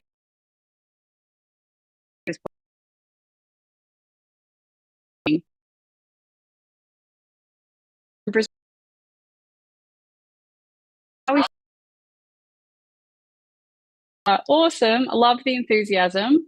You are our final pitch for semi-final 2. We're super pumped to hear your idea, and we're ready when you are. Thank you. Have you got heaps of this sitting at home? What if we told you you could turn it into this? Over 3 million tons of fruits and vegetables are wasted annually, even though 70% are still perfectly edible. Meanwhile, 3.4 million households struggle with food insecurity. And all that waste, it costs our economy over $36 billion each year. This is my weekly food waste. Seeing all this product go to landfill inspired us to act. Next slide. Good morning, I'm Sienna. I'm Eve. And I'm Caitlin. And we are the founders of Second Serve. Our mission is to reduce food waste and feed people 1 Second Serve kit at a time. Next slide. We sell quick and easy DIY kits, transforming our leftovers into something delicious. Our first 2 kits are veggie chip kits and fruit bread. Inside, you'll see a pre-measured ingredients like our signature spice mix and olive oil, along with a simple recipe card to guide you. Next slide. Additionally, all our packaging is eco-friendly and using biodegradable bags and reusable jars. Each Second Serve kit help rescue around 300 grams of food waste. So within our first run of 200 kits, we will save more than 60 kilograms of produce. Next slide. That's great, but what makes our kits unique? Next slide, sorry. That there's nothing like them on the market. Our competitors sell produce boxes or redistribute surplus. While these approaches have value, they don't help households tackling the waste already in their fridge. That's what makes us different. Next slide. We have reached out to all these through handouts, social media, a weekly blog, and through our Schools Curious Me showcase tomorrow. Next slide. Our kits are ready to be launched and are financially viable. Each kit has a production cost of around $6 and will be sold for $16.99, giving a gross margin of approximately 67%.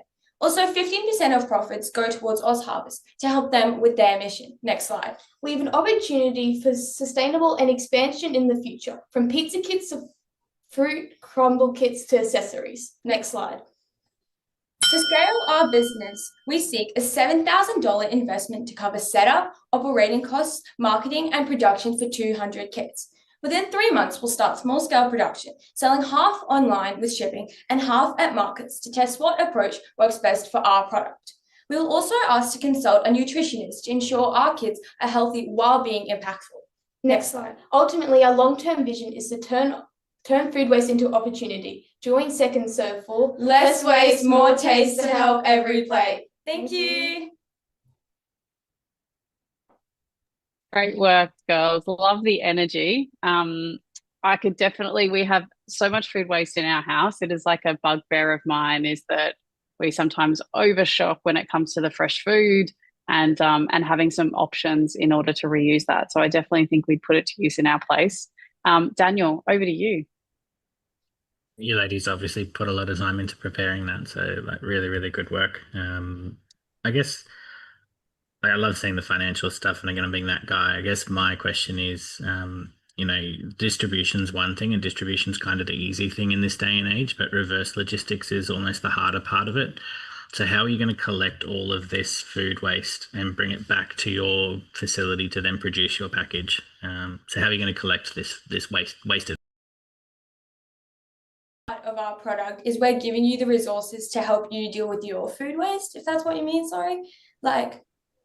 Okay, so yeah, I might have misunderstood. So you're not actually creating a food product, like a food kit that you sell. You're providing the bits and pieces for them then to use. So like within our kits, we're giving you all of the resources, like a recipe card, and then what you use to use your leftover fruits and vegetables. Awesome. That makes a lot more sense. Yeah. Sorry. Chad. Yeah, no worries. Thanks for that. As you were presenting, I can smell my fruit and veggie tray in my fridge. It's not good. So yeah, definitely a huge need. Well done. And I agree on the logistics. One of the other things I did in the past life was we did the online website for one of those food delivery types things. And one of the biggest challenges they face is that household behavior. There's a reason why people say, "Oh, this is a big problem," but we say that every year, every month, because it just doesn't change. How have you thought through how you're actually going to get the household behavior to change beyond just giving them the materials? Well, one of our main ideas is we're obviously going to help market it through social media. So we're going to spread lots of awareness about the issues.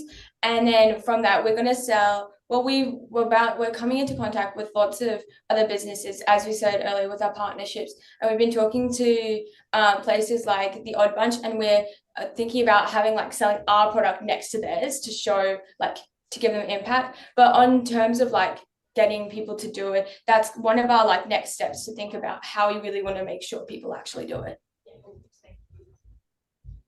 Great work, team. Eddie.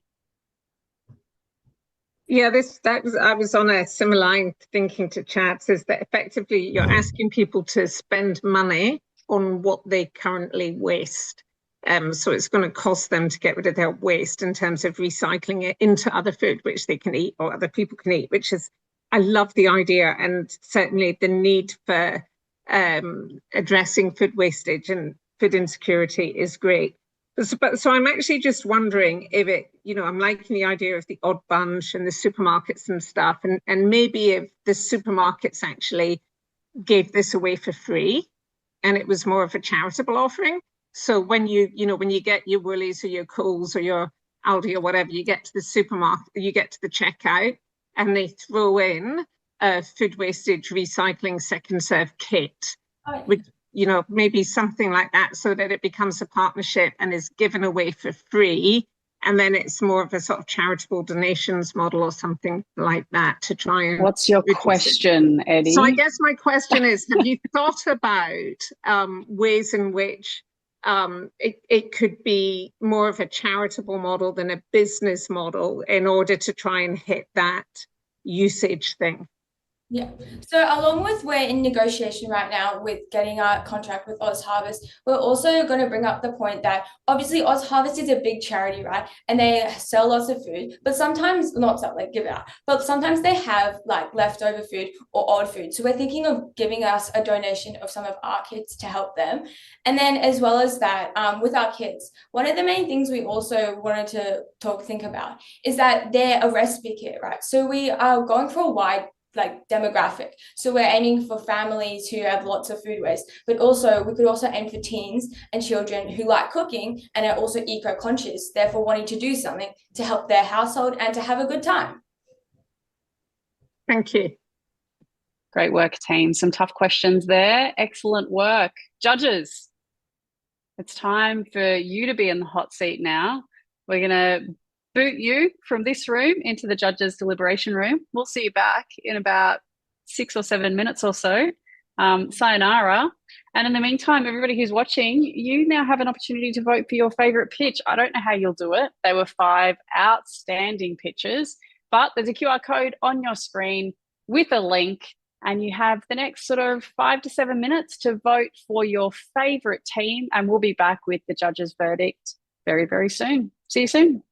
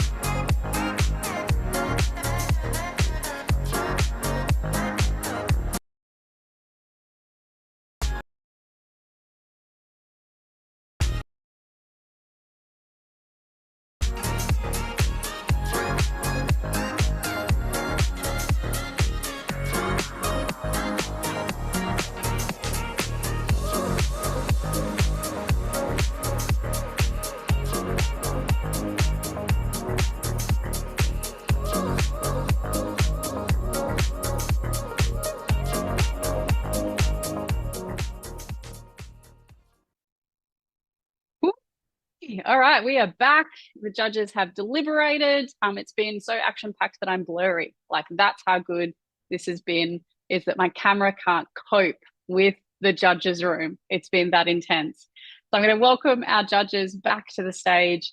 They had a really tough job. Teams, you all did such an incredible job of pitching, and everybody's idea had such different merit. You all picked these really complex challenges. We could sense how much they mattered to you, and you'd all come up with these innovative ideas. And I think a credit to all of our pitches that the judges had an incredibly difficult time making the decision. And we could have probably spent another 15 minutes in there, debating the merits of the decision making. But alas, despite wanting to award everybody a prize, there can be only one winner and one runner-up. So I'm going to invite Chad to begin by announcing our runner-up team. This team will go through to showcase at the National Grand Final on Tuesday, the 18th of November at the State Library of Queensland.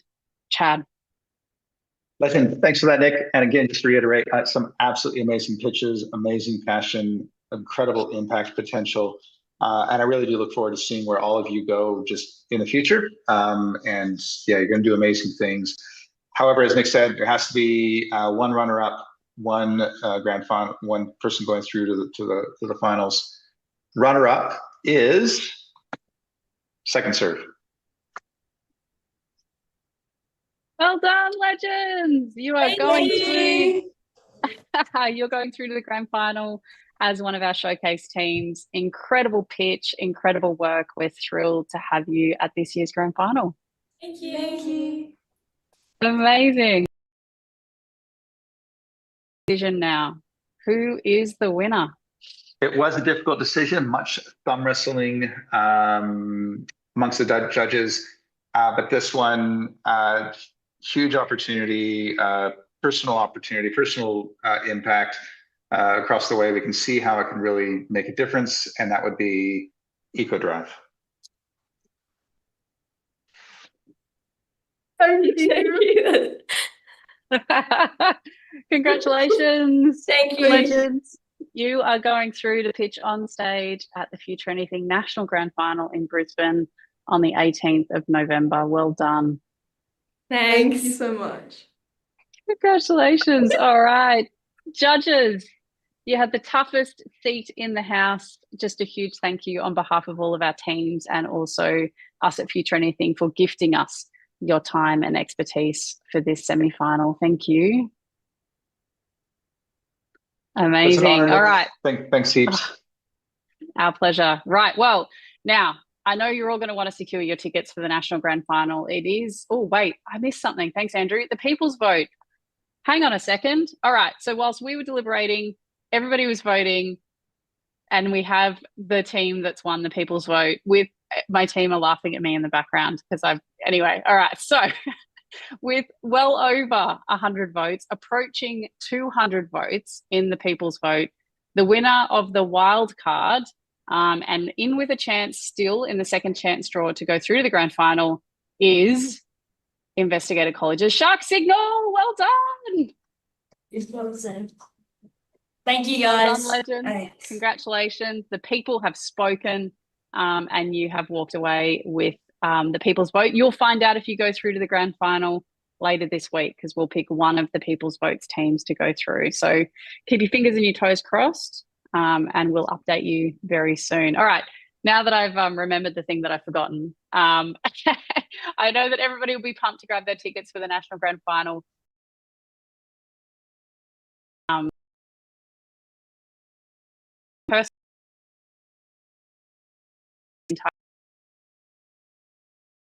Watch the event. You can nab your, as I have. Never fear, my friends. There are still 2 more semi-finals to go today and another 4 on Thursday. There is way more fun to be had. And so stick around. Join us for a little bit longer and watch our next 5 teams in 30 minutes.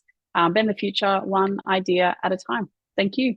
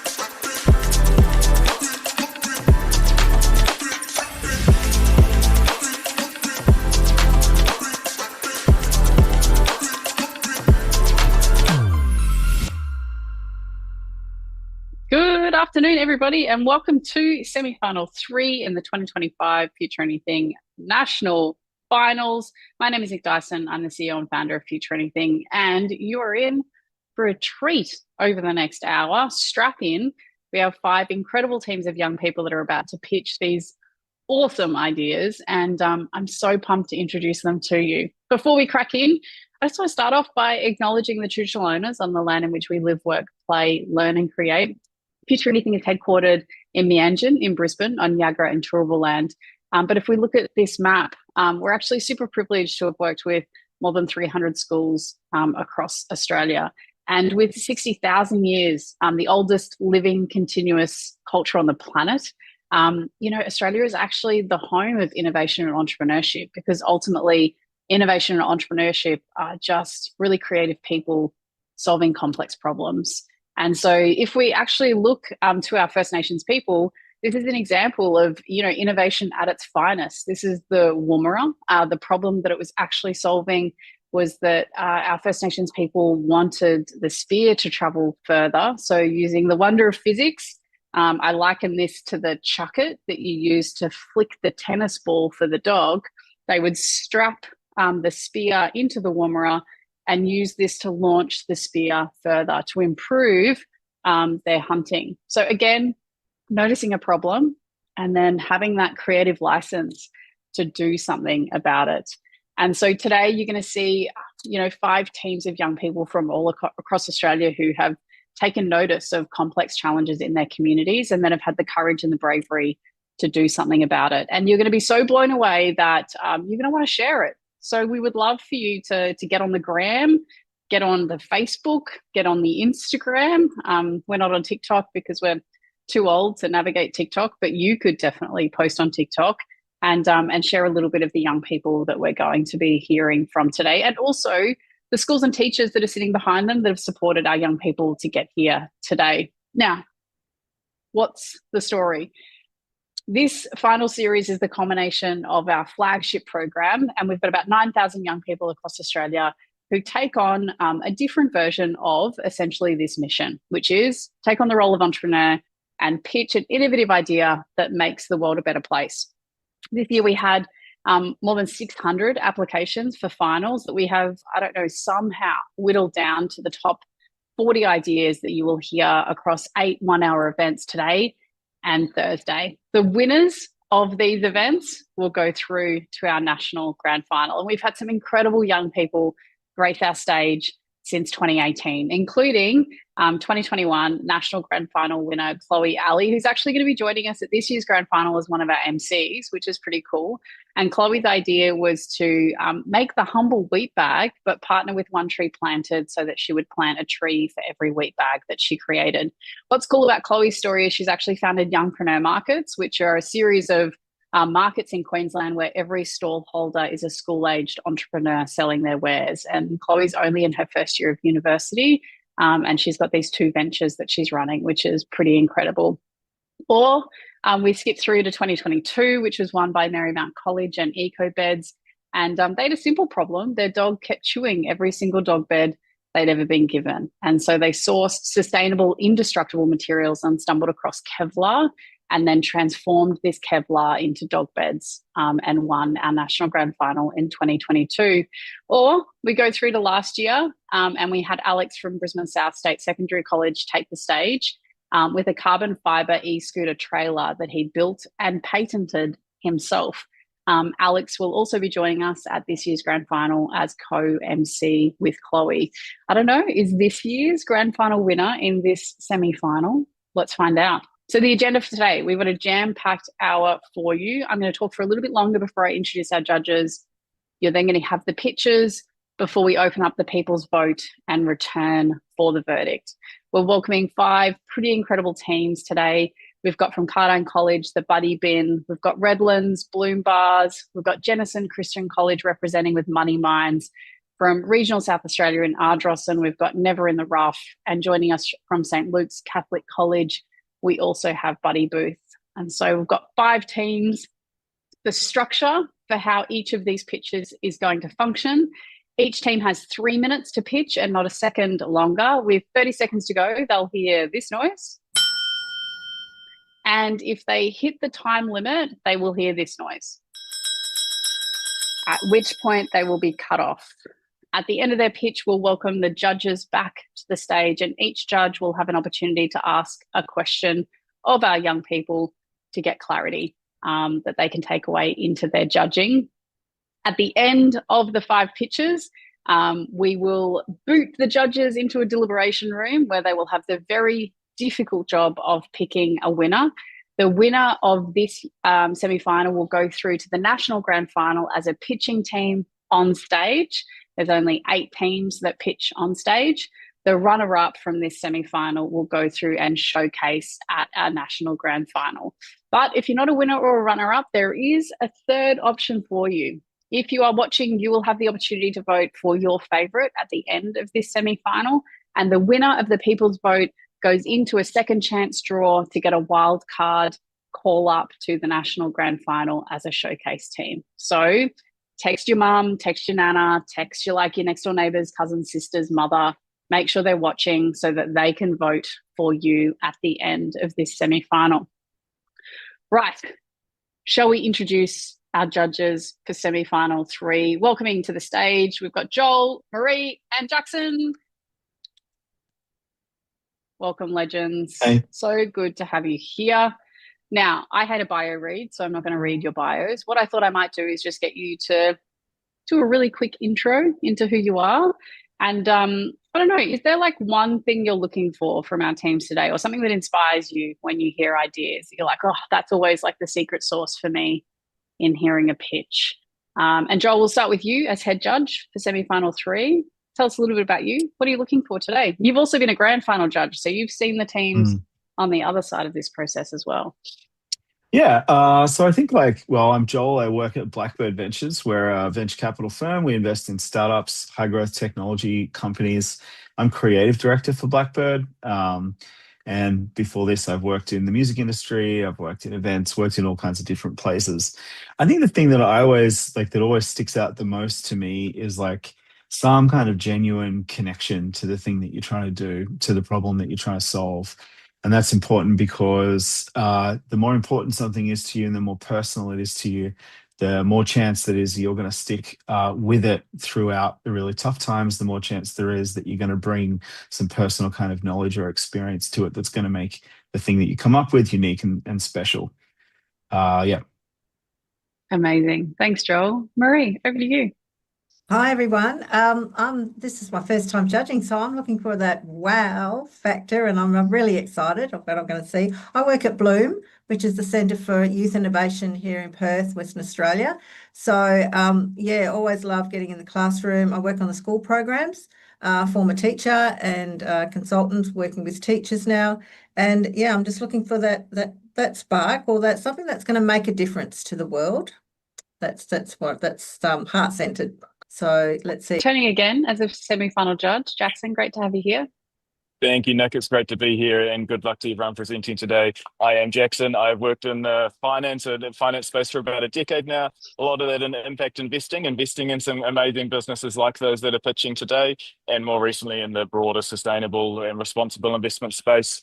I think the thing I'm most looking for today from you all is possibility. I think often some of the older, more boring businesses that I see, we kind of lose that possibility. But I know that you'll be bringing that in space today, and I really want to see you make what some think is hard and impossible possible. So good luck. Amazing. All right. Should we bring our first team to the stage and crack in? I feel like it's time. All right. So we're going to go to South Australia. And joining us from Cardine College, we have the Buddy Bin team. It is your moment to shine. How are we feeling? Yeah, pretty good. Amazing. We are so excited to hear your idea. So when you're ready, we're ready. Yeah, okay. Are you ready? Hello, everyone. I'm Ruby, and this is Sophie, and our company is called the Buddy Bin. Next. Inefficient recycling happens when materials that can be recycled are thrown into either the waste or organic bin, meaning that the recyclable materials have now been contaminated and are no longer able to be recycled. This is a major issue because inefficient recycling leads to tons of plastic waste, polluting our oceans, harming our wildlife, and cluttering our communities. One of the biggest causes of inefficient recycling is a lack of education, as many people simply don't know or don't care about what can and can't be recycled. Next. This lack of education means that without learning good recycling habits at an early age, it is inevitable that terrible recycling behaviours will transpire into adulthood. This is when it hit us. If children are educated on how to recycle and its benefits, they will grow into responsible and ethical adults, both aware and ready for recycling as an active citizen. Our issue aligns with the United Nations 13th Sustainable Development Goal of climate change and its impacts. Next. So what exactly is the Buddy Bin? It's an educational resource that allows children to practice their recycling skills whilst learning about its importance. Our product will include a biodegradable bin, a handbook for kids to read about the recycling, a packet of seeds, and a lesson plan for the teachers. The Buddy Bin is a fun way for teachers to educate younger students how to correctly recycle and the significance of inefficient recycling can have on our Earth. Next. Children will be able to build and decorate their own bins and then participate in recycling activities such as timing themselves recycling with friends, quiz themselves with the questions in the handbook, and after they have finished, they can use the seeds provided to turn the bin into a plant box or place the bin in the ground filled with soil so the seeds can grow. Our lesson plans will include fun facts and information about recycling and fun activities designed for students in years 2 to 3 to actively learn how to recycle. This is important as it shows the children a first-hand example of what recycling and upcycling can look like. Next. Each Buddy Bin costs just $4.50 to produce, which includes all the materials used to create our product. We're offering the Buddy Bin at a retail price of $12.50 per unit, which not only includes the bin and the cardboard waste products, but also the beautifully designed and handmade educational handbook and lesson plan for the teachers. This price point will leave us with a profit margin of $7.94 per unit, which ensures us strong financial stability as the Buddy Bin is made for classrooms, which typically holds 30 students, meaning if one Buddy Bin was shared between 2 students, we would receive a profit of $119 per class.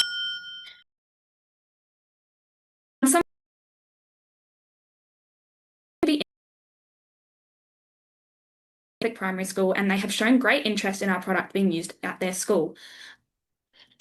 Our next step was to reach out to our sister school, Galilee, to be able to trial our product in their classrooms. We have since left them with our first 3D prototype design of the Buddy Bin before they decided to go ahead and commence our first lesson. Our goal with the Buddy Bin is to help prevent the future problems of inefficient recycling in our younger generations that cause harm to our land, waters, and amongst our community. The Buddy Bin aims to take the first step with children to the future. Thank you. Well done, team. It's always hard to go first, but you nailed it. Super confident pitch. We'll invite our judges back to the stage so that they can ask a clarifying question. And Marie, we've got you starting. A question for the team.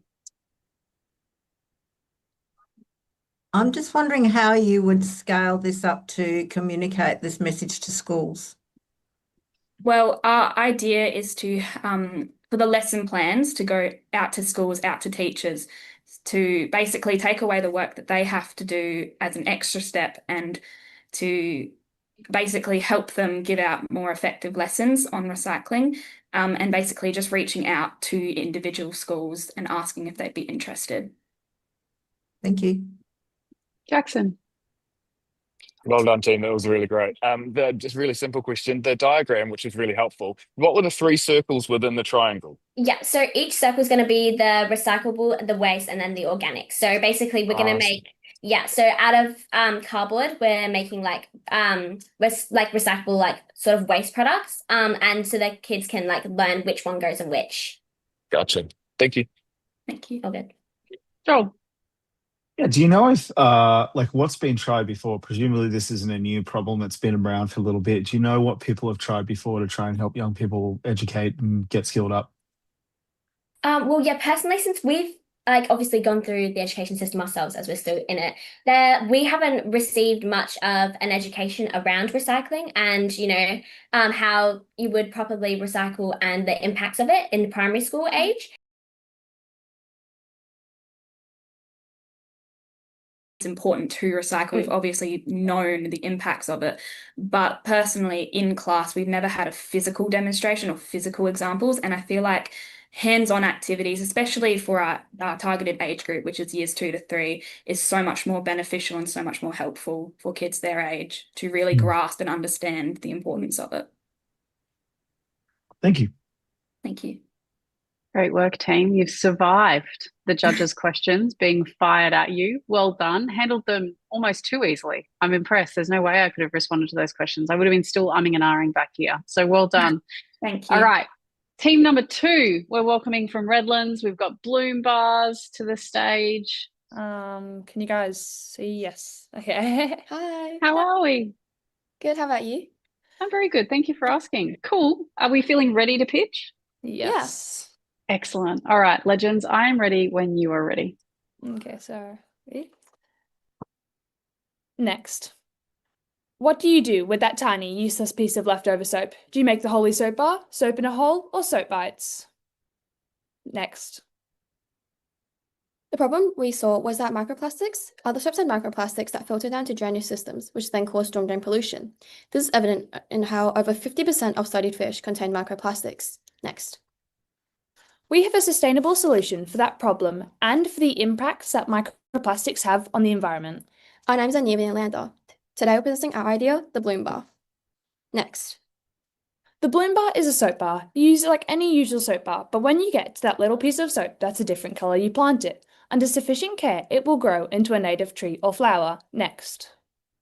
The soap industry is large, as is the Australian soap industry in 2024 was valued at approximately $378 million US, and soap bars accounted for 47% of that market. The prediction is by 2034, the market will reach nearly $539 million US. Our target markets are families with young kids and environmentalists. Project, and is also good for people who want to do good and buy eco-friendly products. Out of 25 people we surveyed, 96% showed interest in our product, willing to purchase something like it. Next. We're different from our competitors because we care about the people and the planet. Our soap goes back to nature and helps solve the problem of pollinator decline. Next. Make and retails for $9, leaving a healthy $4.50 profit. We are looking to partner with another soap company as they will make the soap and we will purchase the ingredients. Then we will sell through major retail stores. Next. 6 packs were made and 1 was successful. These use shea butter and organic soap melts that smell like native honeysuckles and will grow into honeysuckle trees. These seeds are currently encased in a recycled Harris Farm fruit and veg bag to ensure they don't germinate or spill. After our recent showcase, we learned from another group about the idea of calcium carbonate, which is what makes up an eggshell. It's biodegradable, hard when it needs to be, and would be perfect to encapsulate our seeds, but we're looking to further research into this idea. Next. Many challenges were faced during this, like the soap melting inside the bar, the seeds moving around, and the soap setting too quickly. Next. We will launch with our signature honeysuckle bar. It only takes around 3 years to grow from a seed into a full tree, and it's perfect because the roots and the tree are fairly small. The pollinators are also attracted to it. As we grow, next. As we grow, we'd like to expand our product range into mini soaps and plants for apartments and hotels. Next. We have sent emails to Greening Australia regarding the seeds they use and received one back saying they'd be willing to provide and partner with us. Next. We are asking for $6,000 to start. This will go towards research and design and making 1,000 bars of soap. Next. Remember to wash, rinse, throw, to let nature grow with Bloom. Oh wait, you can't see this. Okay, the blurring didn't work. Oh well. Oh, the blur didn't work at the end.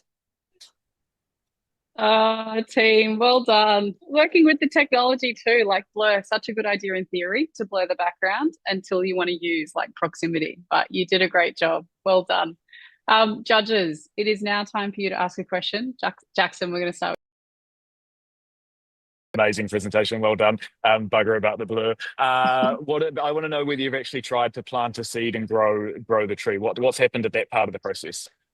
We didn't have enough time to actually plant the seed, but we have cut the inside of these bars open and checked that the seed was fine on the inside and that it hasn't like touched any of the soap and that it's still like alive and stuff. Great. Awesome work. Joel. You might get your first customers. Oh, sorry, we didn't hear that. Oh, sorry. I said, have you had any thoughts about how you might get your first customers and then, more after that? Yeah, definitely. So I mentioned the pitch, so we didn't go into much detail, but there was a survey that we sent out to the school, which we put like on our social media, and we put like across the school where we surveyed students on their interest in the bar. We also had parents take the survey, and a lot of people showed interest into it, and they left their emails also. Like 25 or 26 people surveyed and 96% showed interest. Yeah, and all of them left their emails for us to like for future updates against the product, which shows interest, and we'd like to start expanding from there. And further on, we can go into our local stores and hopefully major retail stores. Cool. Thank you. Marie. Yeah. Firstly, congratulations, girls. The amount of science and chemistry that I can hear that's gone into this project is amazing. So well done there. Have you thought, just on that point, have you thought about, like, I love the fact that you're holding it up and we can see the seed inside your prototype. Have you thought about storage and the like packaging? How are you going to show like that? That's a selling point for me right now, to be able to see that little seed pod in there. I think that's great. But what about packaging and storage? Yeah, definitely. So we've reached out to a local company, which our school actually partnered with a while back, called Urban Green. So they make microgreens, and their plant pots are biodegradable. So we're looking to maybe partner with like them and have them make our packaging, so the packaging doesn't like, yeah, and also plant a card, because they have a similar concept where the cards, and inside you have seeds and you plant the cards, as the name might suggest, and it will grow into a plant.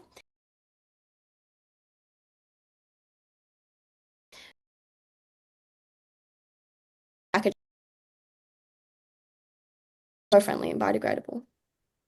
Is that urban greening? Does anybody know urban greening watching on YouTube? Send them a DM, give them a nudge that they haven't replied to Bloom bars and that we're chasing a reply on packaging. So we'll use the power of social media.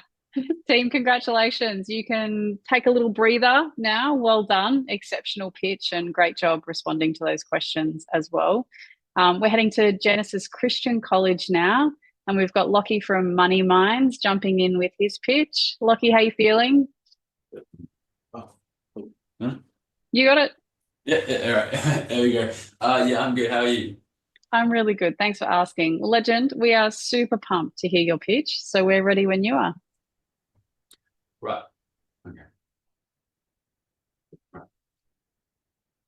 Worldwide, over 750 million adults are illiterate, financially illiterate, making it virtually impossible for them to find employment, placing them in a spiral of unemployment and poverty. So my question for you is, how many adult Australians are financially illiterate? 10%, 20%, 35%, or 45%? Actually 45%, and that means that it's a 1 in 2 chance that this could be your child. Next slide. Australia is facing a financial crisis, and according to the Salvation Army Red Shield Appeal, 3.3 million live in poverty, 70% struggle with the cost of living, and 35% rely on buy now, pay later services just to cover essentials. If we don't build money skills early, the cycle will continue. Next slide. Money Minds, a gamified financial literacy platform, is the answer to this literacy epidemic. The current version has the following features. Next slide. A gamified learning approach where users can complete challenges, earn awards, and level up. Next slide. Several unique courses, each designed with lessons and exercises to truly engage the user. Next slide. And a virtual stock market where students can compete to make the most profits whilst building essential trading skills. Next slide. Most other programs either fund the style learning or serious and boring. And phase 3 will see a nationwide adoption with the Money Minds program. Next slide. Money Minds is built to scale with a school subscription model with bulk pricing, curriculum-aligned models for fast rollout, low marginal costs to add new schools or states, and a give-back model where a share of profits is donated to the Salvation Army to support families in need. Next slide. The program is sustained through revenue, which comes from recurring school subscriptions with optional individual courses. Profits are reinvested to expand content with a portion donated to families in need. Money Minds is an innovative, scalable, feasible, and clear. A practical way to break the debt cycle before it starts. Money Minds is more than a business. It's a movement to end financial illiteracy. Thank you. Great job, Lockie. It's always like super nerve-wracking to pitch solo, but you nailed it. So really well done, mate. We're going to kick over to Joel for the first question. Yeah, great pitch. Thank you so much. I'm just curious about team. Are you building all of this yourself? You're doing it all yourself? Yeah, I'm using a couple website building tools, which you probably don't know what they are. But yeah, I just use them and it really helps the development of the website. Yeah. Marie. Yeah, congratulations. You've done a lot of research there, and it's as Nick said, it's always a bit daunting doing it on your own. I'm just curious to know, have I like the statement that the teachers will be able to track the progress of the students. Have you trialed it with any teachers? Has anyone used it? And what year level were they?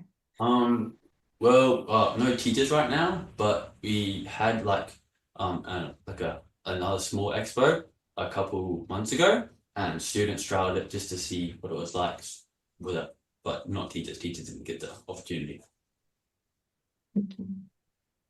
Jackson. Yeah, well done. Just a quick one from me is the money side of things. How are you?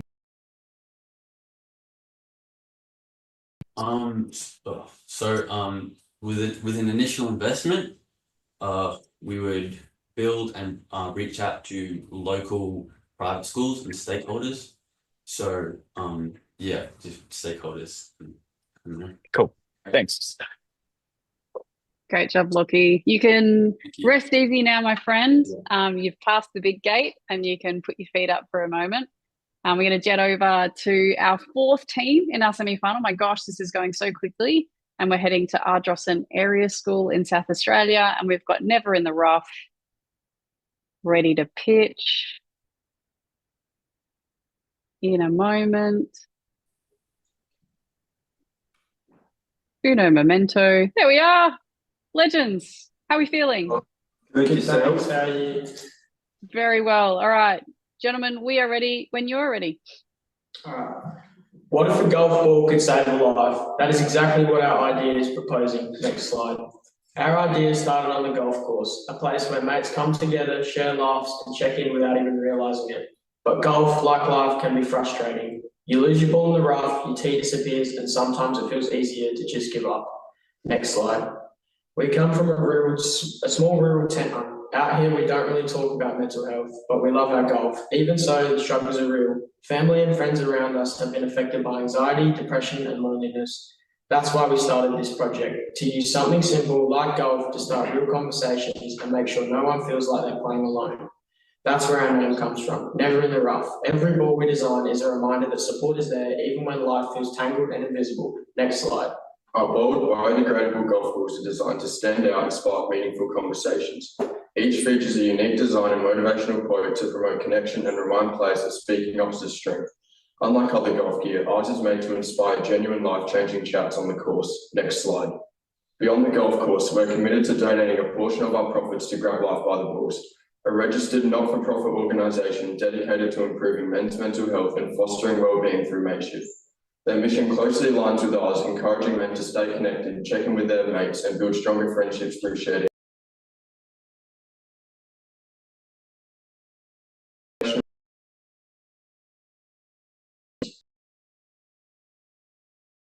social venture, committing to donating a portion of our profits to a registered not-for-profit organisation supporting men's mental health, which our research suggests again sets us apart from our competitors. Also, our golf balls are made from a simple water-soluble compound that breaks down into a non-toxic substance within 2 to 4 weeks, unlike standard balls that take 100 years. Next slide. Our business model is to initially price our unique product at $3 for 12 balls, providing further point of difference in being cheaper than our competitors. We know this is feasible as we've already contacted biodegradable golf balls for costing. After costs of donating 10% of sales to Grab Life by the Balls, we will still make a profit while supporting mental health through motivational golf balls, conversation, and our partners' social events, talks, and programs promoting mateship and connection. Next slide. We've contacted D Dunes in Port Hughes, one of South Australia's most popular golf courses, about stocking our balls in their pro shop, giving our launch a strong marketing boost. This approach will be beneficial as it allows us to engage directly with our target market in a relevant setting, generating immediate product feedback and building brand loyalty. Next slide. With your support, Never in the Rough can become reality and drive the impact of positive mental health on and off the court. Thank you. That's cool. Way to go, team. Awesome work. Confident pitch with time to spare. We'll welcome our judges back. And Marie, you're up with the first question. Congratulations, what a great idea. And I love some of your already your tag, your taglines and like tee up for chat and never in the rough. I think that's great. You really use those words really well. Have you tried it? Like, has anyone actually played golf with your biodegradable with the balls that you've created just to see whether they, I don't know, but they work?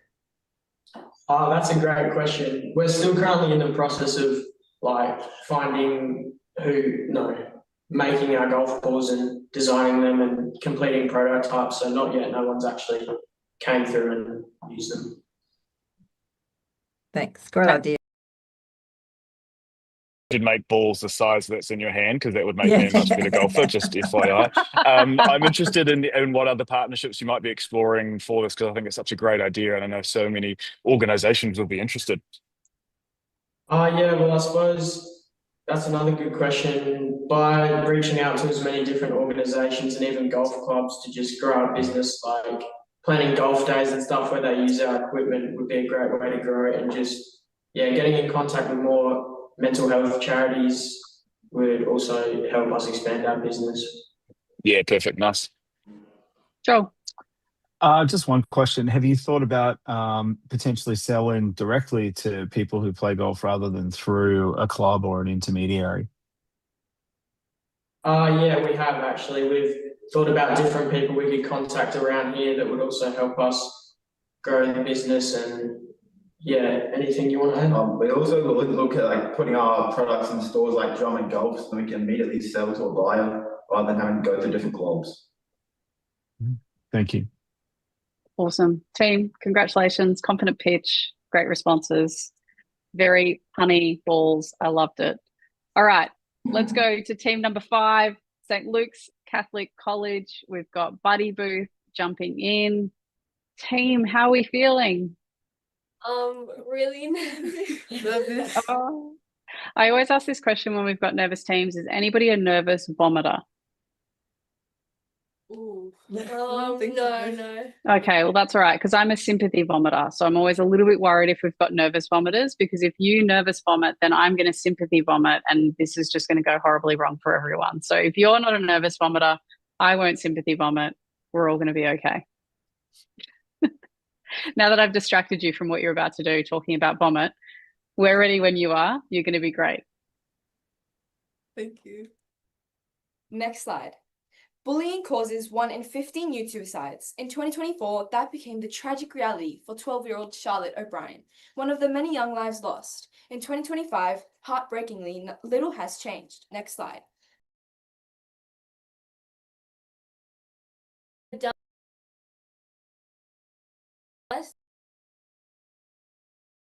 We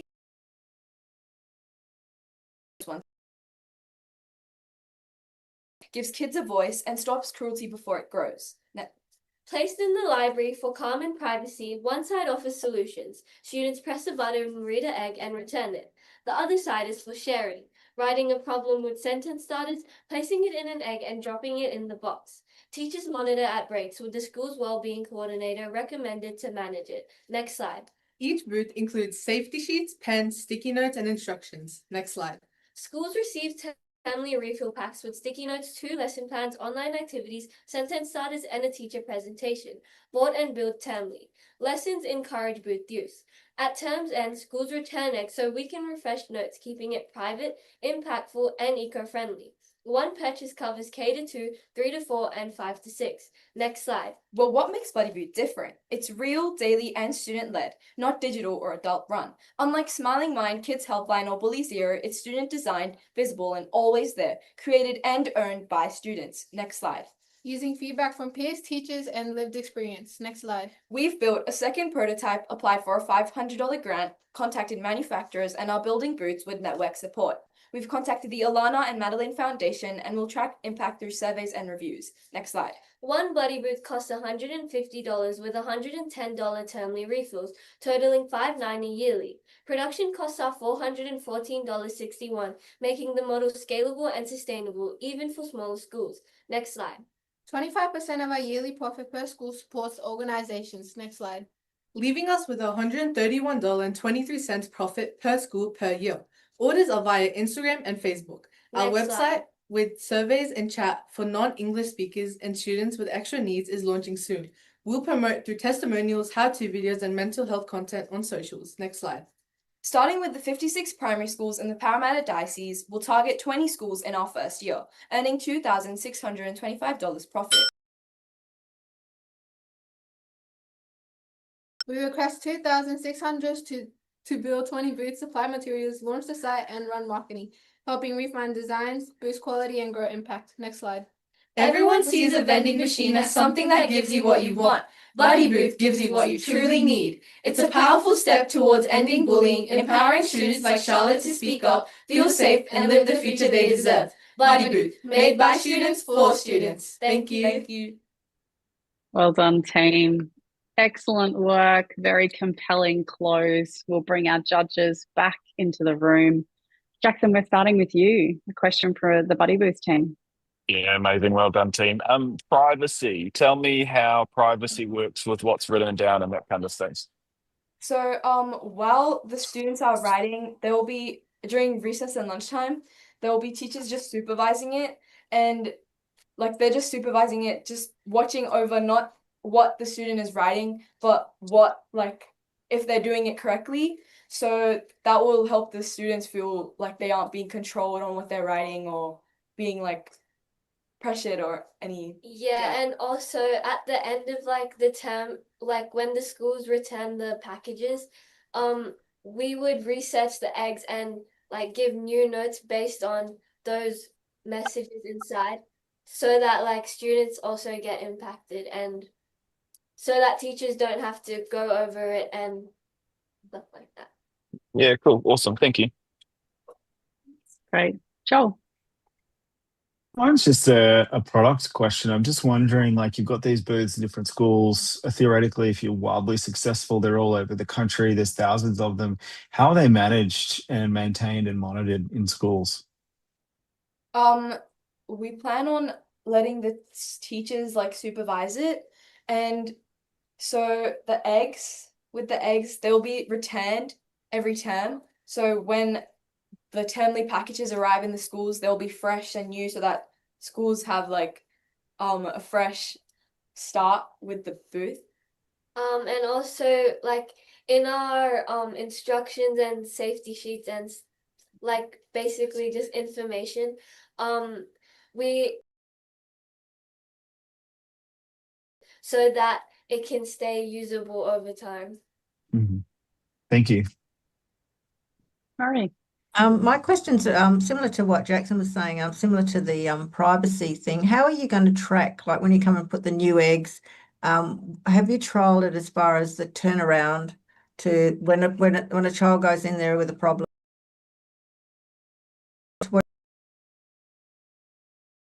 Actually seeing that some action is going to be taken. Sorry? You want to explain it? That's probably a scenario. Like, have you actually given scenarios of what could happen to solve their bullying problem? Is that what you're aiming to do? Solve their problems, or just Give them. So we're just planning to give them like small solutions, just if like the younger kids, because this is directed mostly to primary kids only. So if young kids don't know what to do in a situation, they can always just come to the buddy booth and get an idea or like like get some help or like words of encouragement. Yeah. Like that. Yeah. Okay, I just thought I'd be thinking about from a teacher's perspective as well. Like if they've gone to the buddy booth and then they come back to the teacher and say, well, I've done that, now what, sort of thing. And also like the lesson plans also guide the students because there's a new topic every term, and when they put their solution in, they're also able to get another solution out, like just like a common problem, common solution or words of encouragement that they can use to help them feel better, or like get the weight lifted off their shoulders. Like if they're too shy to ask a friend or they're just too shy to talk to anyone, like buddy booth is like a private way for them to like get help or get like words of encouragement. And if they like need further help, with our website launching soon, it will include like surveys for them to do so that we receive that and then we can improve our buddy booth based off that. Right, thank you. Thank you. Well done, team. Excellent work. All right. Well, 5 pitches down. Incredible. Now the pressure moves from the pitching teams to our judges. Judges, we are going to boot you out of the room into the judges' deliberation room to do what I think is going to be really difficult, make a decision on a winner and a runner-up. We'll see you back in a little bit. And while our judges go and deliberate in their breakout room, we also have a really important task for everybody who is watching. You actually need to make a decision on which of those 5 incredible teams was your favorite and vote for your favorite. So in a moment, we're going to pop a QR code. There it is, QR code with a link up on the screen. And while our judges deliberate for the next sort of 5 to 7 minutes, you have some time to amass some votes for your favorite team because they will go in with a wildcard chance at attending the grand final. We'll put some tunes on and we'll see you back on the other side of this judging. See you soon.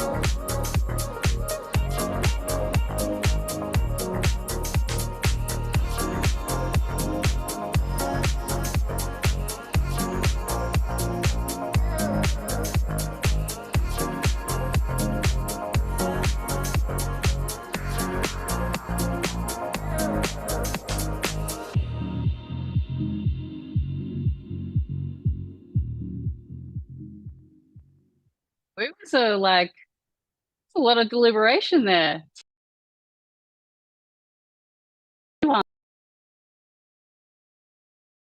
I saw a chair being thrown. There was like lots of controversy. I'm only kidding. They were all very, very polite in the judges' room, actually. But I'll welcome our judges back to the stage. Difficult decision making, which is a credit to the quality of the pitching from the team. So, like, congratulations to all of our semi-final finalists in this round. You made it really tough. Joel, we're going to cue into you to do the honors of first announcing the runner-up team who will progress to the showcase at the grand final. And then after that, we'll announce the grand final winner who'll be pitching on stage. Mm-hmm. All right, thanks, Nick. Okay, so first of all, massive congratulations to you all. It was tough. It was a really tough judging process. I think all of you came along with really great ideas, all of them quite personal, all of them really well thought out. So congratulations to you all. Without further ado, the runner-up going through to the showcase where they'll get to meet a ton of people, get great customer feedback, show their products. Drum roll for Bloom Bars. Congratulations. All right. We really loved this. Like, we loved how novel it was. We loved the size of the problem. Like, where a few people on the judging panel were quite aware of just how huge microplastics is as a problem in our communities. And so we loved that you were thinking really big, but then you were able to bring it down to something, the solution to something quite novel and manageable. Loved the unit economics of the pricing of it. Like, it was clear that you could definitely make some money on it, and really sort of liked the idea of this vision that you could have over time multiple products with all different kinds of trees and plantings. And if you're successful in your own communities, then maybe in a couple of years, you've got these trees everywhere, thousands of them all around the place. And that was just a really nice view, but hopefully it's actually much bigger than that and national and global. So congratulations to Bloom Bars. Well done. Thank you. Thank you. Well done, team. All right, Joel, the big one. So together for the golf ball. I call it golf balls for some reason. Never in the rough. Congratulations. So, first of all, really big problem to tackle. And we all just, really appreciated that you chose something that was obviously like quite big, but then also personal. And the stories you told about, the people from your community who have faced mental health issues and challenges. It's obvious that this is coming from a personal place, which really struck a chord.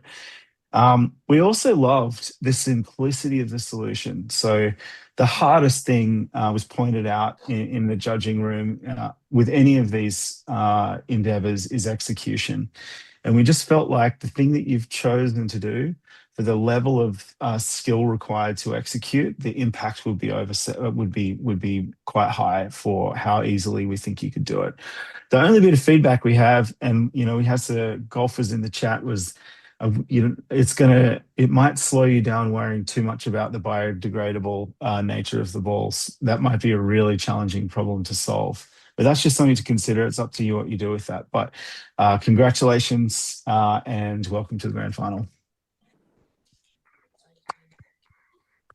Well done, team. All right. So I have the results of the people's vote as well, with close to 250 votes and only 2 votes separating the top 2 teams.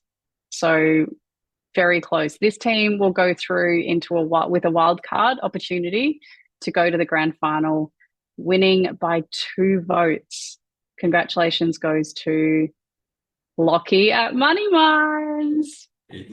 Unmute, click. Yeah, thank you so much. Yeah.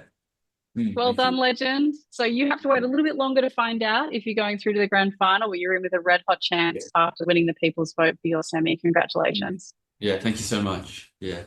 Awesome work, legend. Well, all right, judges, you had a difficult decision. We're so grateful for your time and your expertise. Thank you for joining us in our 2025.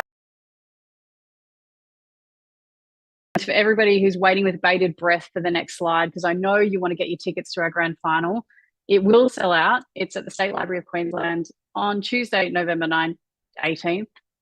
Almost at the wrong date. You can get a physical ticket or join us on the live stream. It's going to be a lot of fun. And finally, if you enjoyed this so much, never fear, my friends, we still have one semi-final to go. Hang around in 30 minutes. We've got our 4th semi-final kicking off, and you can see another 5 teams pitching their way potentially to a national grand final spot, betting the future, one idea at a time. Thank you.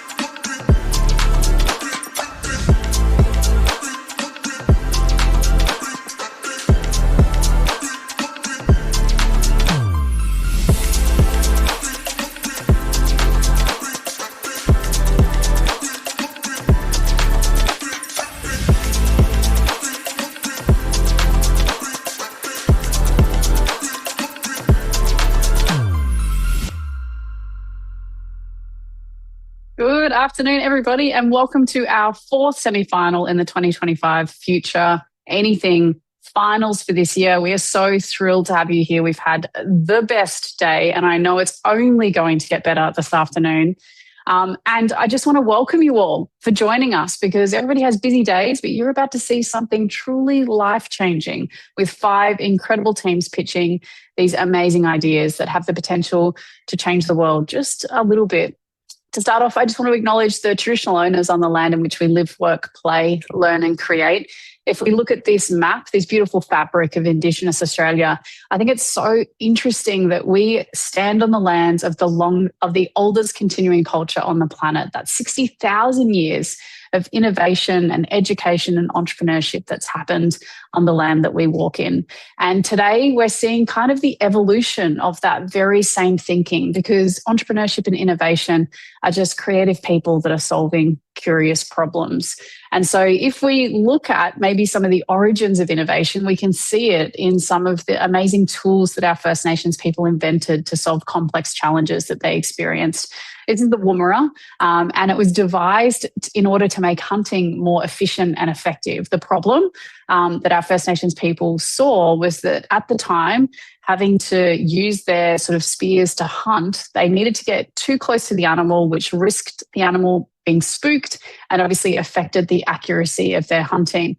And so they developed the Woomera, and you sit the spear in the Woomera and use it to leverage in order to get greater distance, kind of like a giant chucket that you use to peg the tennis ball for your dog. And so this is just one example of the amazing innovations that our First Nations people started with in this country. And we're so proud to do our little bit to help our young people have that same innovative mindset in the work that they do. Now, you have the opportunity to share the cool stuff that you're seeing. So if you're on, I don't know, the Gram, the Facebook, the LinkedIn, the TikTok, I don't know, whatever the newfangled tech is and social media that young people are on today, or old people like us, feel free to snap a photo, share it on socials, post and pitch about your favorite team, because the more people we have watching is more people to vote in our people's vote too. And some of our teams are going to want to amass that kind of support. So how does this all work? How did we get here? Our Future Anything Finals are the culmination of our flagship program, Activate, which sees 9,000 young people across 90 schools pitching innovative ideas that make their world a better place, basically answering this mission here. And so today, off the back of 600 applications, we've somehow magically whittled those ideas down to the top 40 teams that are pitching across 8 one-hour events today and Thursday. And so these teams are going to be pitching their own innovative ideas that make the world a better place for the chance to go through to our national grand final. Some real legends take the stage, including our first winner, Tanika from Shielded Socks, who won in 2018.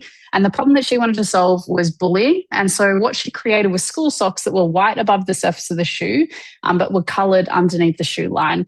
And the metaphor behind her socks was, you don't know what's underneath the surface for young people. A portion of the profits from each pair of socks that she sold went to support mental health initiatives. Or we go to 2019, our winner's Culture Hood, who wanted to solve the challenge of domestic violence in their community.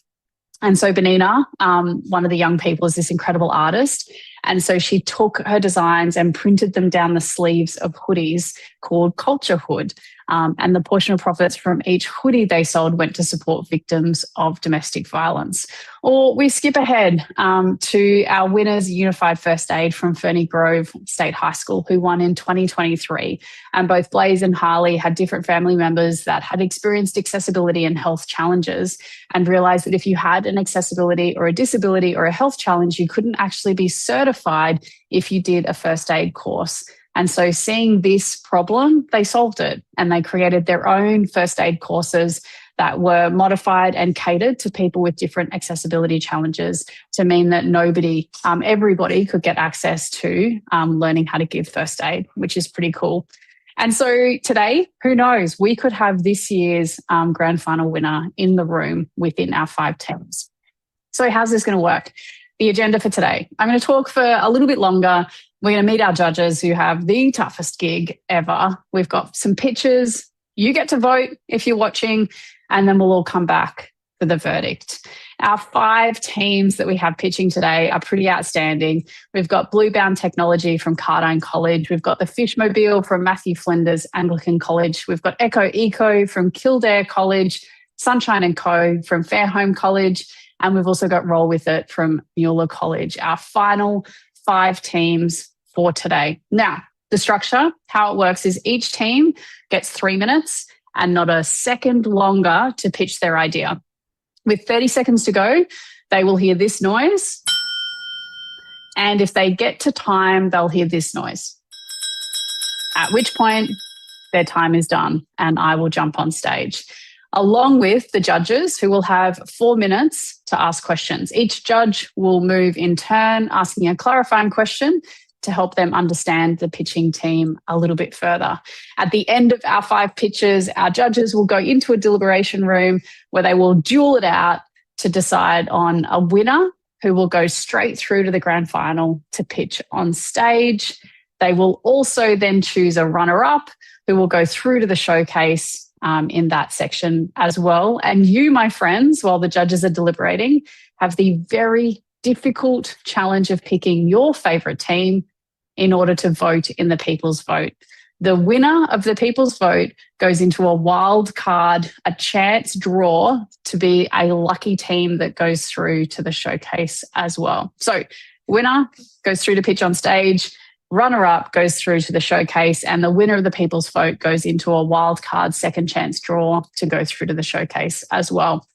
Now, the people that have the toughest gig today are our judges. Let's bring them up on stage to introduce themselves.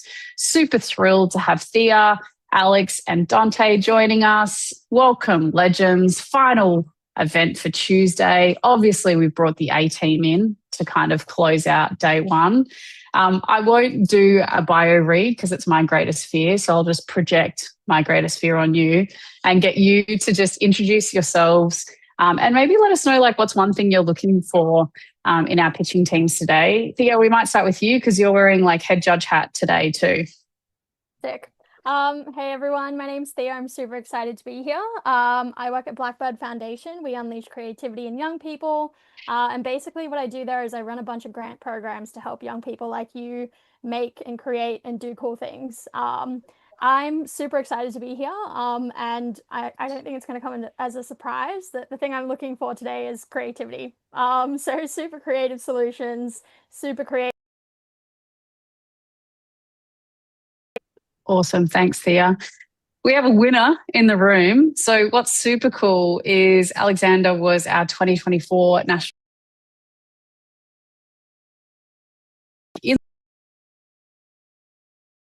So like tell us a little bit about you and the idea that you won with and all of the other cool stuff you're doing. And also like, do you have any advice or what are you looking for today in the teams? Well, I'll try to keep it short, but the main thing I'm looking for is passion behind the project, because if you have a lot of passion, you really want to keep going. Like one thing I've learned is that even if you win, it's still hard to keep that motivation and to keep going. But if you really believe in your product, then, you'll keep going at it, even if it's just small things. And that's one bit of advice to everyone is just always do something small because it'll benefit you a lot in the end. So about sort of what I'm doing now is I won last year with the e-scooter trailers, and since then all the stuff that I've learned, I've been able to make another business on my own as well. So I'm starting to do like gym gear and all those sorts of attachments. So it's not just something you win once, like everything here will help you for a lifetime. Even if you don't make it in the semis, it's all great experience. Thanks, Alexander. My favourite story to tell about you is when you sent me that email saying that the patent had come through for the carbon cart, and I like totally mansplained you and sent this email back going, Alexander, patent's something you have to go to like a lawyer to, thinking that you just used the wrong word, and you were like, no, like legit, I got the patent. And you, before you'd even pitched, had gone through that IP protection on the idea, which was pretty cool. Thank you. I'm careful not now to assume when I have, when I'm confronted with like really entrepreneurial young people that have just like leveled up beyond what I can imagine. So it's awesome to have you here. And Dante, now that you're not driving, super good for safety first, now that you're seated and in the judge's seat. Tell us a little bit about you and what are you looking for today? Yeah, I think I'm muted. Yes, there we go. You're back. Specifically, I'm looking for some real innovative, groundbreaking, earth-shattering kind of stuff. The stuff that, it's so crazy it might just work. So I'm looking for big solutions to big problems. But you know what? Some of those biggest solutions and the biggest problems are the tiniest little changes and the tiniest little processes you might come up. Never would have come up with that idea myself. Yeah, that's so cool. All right, so no pressure teams. We're looking for something earth-shattering in this afternoon's pitches, which I actually think we're going to deliver on this. Like I'm super confident off the back of today. All right, enough about us. Should we just bring the teams in and crack in? I feel like it's time. We're going to kick off with our first team. We're heading to South Australia to Cardine College, and I'm super stoked to welcome Bluebound Technology to the stage. Legends. If like 10 is so nervous you could vomit and 1 is not nervous at all, just really pumped, like what number are we sitting at? Yeah, 5. A 5. Okay, that's like a healthy balance, like very balanced response, like the right amount of nervous and the right amount of excited. Okay, cool. We're super pumped and we're ready when you are. Okay. Next slide. If we can track planes across the sky in real time, why can't we protect our oceans with the same technology? Next slide. Bluebound Technologies. Next slide. What is life below water? Life below water is the 14th Sustainable Development Goal, aiming to conserve and sustainably use seas and marine sources for future generations. Next slide. In order to fulfill the 14th Sustainable Development Goal of life below water, we must address the issues such as ocean acidification, overfishing, rising sea levels and temperatures. Next slide. In 2019, 35.4% of the global fish population were overfished. This figure has significantly climbed. Our business, Bluebound Technologies, aims to prevent and spread awareness of overfishing. Other devices such as, next slide, Full Ocean GPS Tracking System. This device monitors the GPS position of buoys, detecting mooring failures, damages from waves or collisions, and alerts notification by email. Next slide. Xanable Geofence Tracker Buoy. This system uses geofence tracking devices to identify the location of buoys or a safety backup for offshore platforms. Next slide. Though these devices are similar to our device, we have made sure that ours is retrofit modular and focused primarily on geofence function to prevent overfishing. So how are we going to do that? To reinstate our initial question, how can we track planes across the sky in real time? Why can't we protect our ocean with the same technology? We introduce, next slide. The Bound Buoy. Next slide. The Bound Buoy is a transferable device that moves onto existing buoys that border a marine protected area, also known as an MPA. Next slide. The Bound Buoy adds GPS and satellite tracking, creating real-time geofences that monitor and protect marine areas. Next slide. As a vessel enters the MPA, the bound buoy that borders the MPA will create a virtual fence, sending alerts to the vessels exit the area, involving lights, sirens, and alert notifications. Next slide. Finally, the testing. We have planned 3 stages: workshop testing, durability testing, and field deployment. We deploy the prototypes on real buoys, monitoring how well they hold on GPS fix, recharge via solar power, and trigger alerts when a vessel crosses the set geofence boundary. Next slide. The Bound Buoy would realistically send alerts via satellites to a cloud dashboard, then deliver push notifications to boats via an app or SMS. In the future, it could integrate AIS or VHF broadcasts for real-time automatic in-water warnings, the gold standard for marine safety. We are 3 high school students who saw a truth. You can't protect what you can't see. So we created a way to make invisible marine boundaries visible. Our device helps vessels stay out of protected zones, giving fragile ecosystems a fighting chance. Thank you. Thank you. Thank you. Well done, team. It's always tough to go first. You've got to hold the nerves of everyone, but you nailed it. Some really cool sort of slides and branding there, which was great as well. Judges, I'm going to throw to you to ask questions, and Alex, you get the first question. So question for the team. What a privilege. Really great idea. Just one thing I had a question about is, because the ocean's massive, say if you had like a square kilometer, how many of these devices would you need to monitor that like square? Okay. Well, it depends on how big it would be. Right now, the idea would be that it would go on kind of like, if the marine protected area was like a square, it would go on each corner, and it depends how many would we need to both the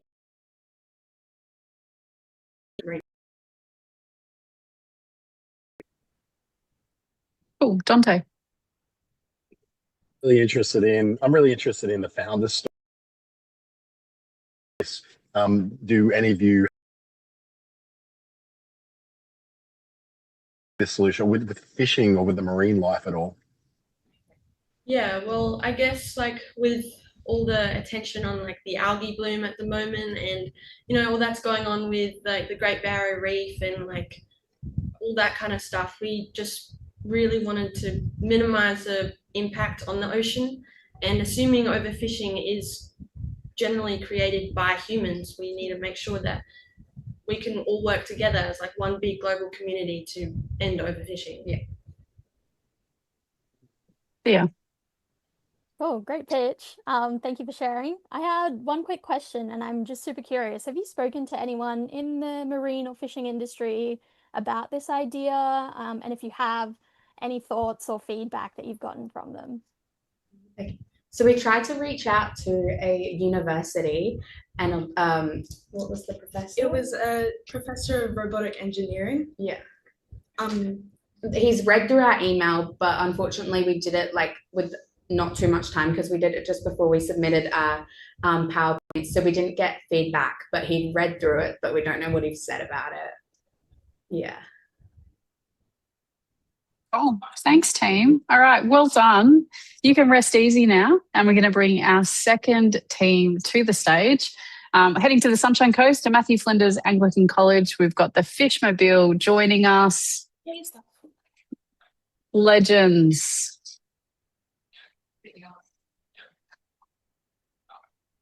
We'll wait for you. Billy, Daniel. Ah, there you are. Oh, looking the part. Looking the part. All right, team. How you feeling? Good. Nervous, but excited. Okay, well, you definitely look slick to pitch. So we are ready when you are ready.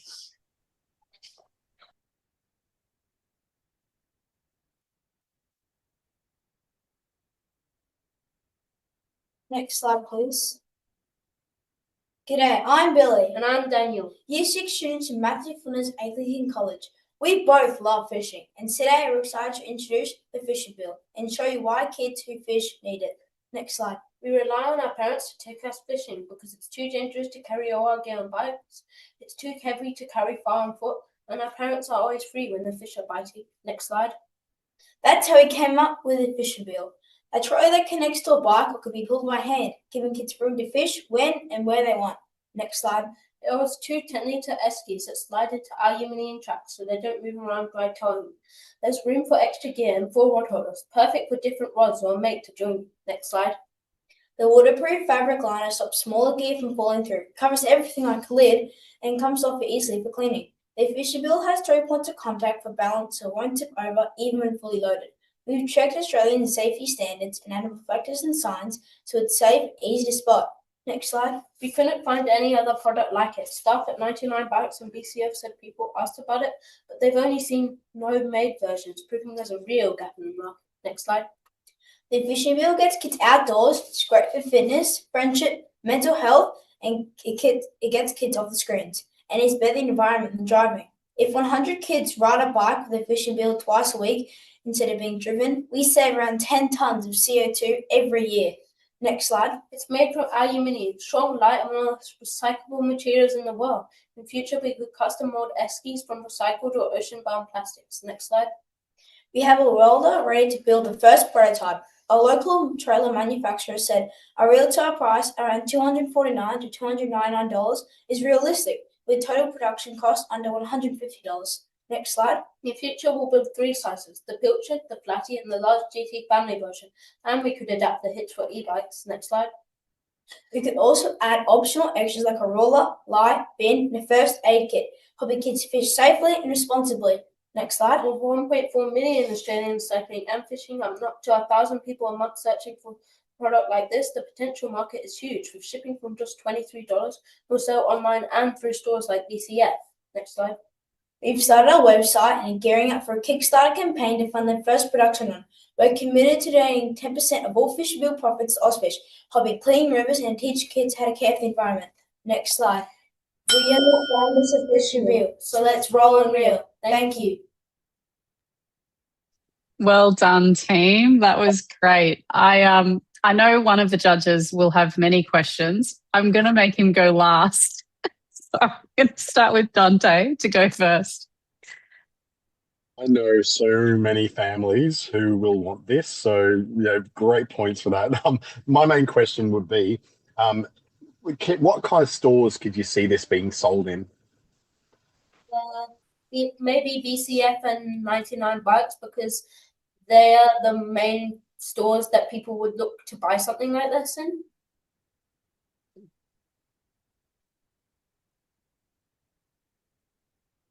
Awesome work, Thea.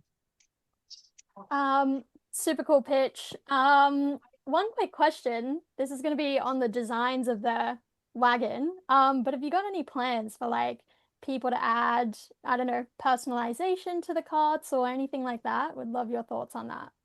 That's a good question. Well, we have customized, like you can add custom things to the car, like a bin, a built-in ruler, or like you can first aid kit. Yeah, like add a first aid kit. And we've been thinking about this. That's about all.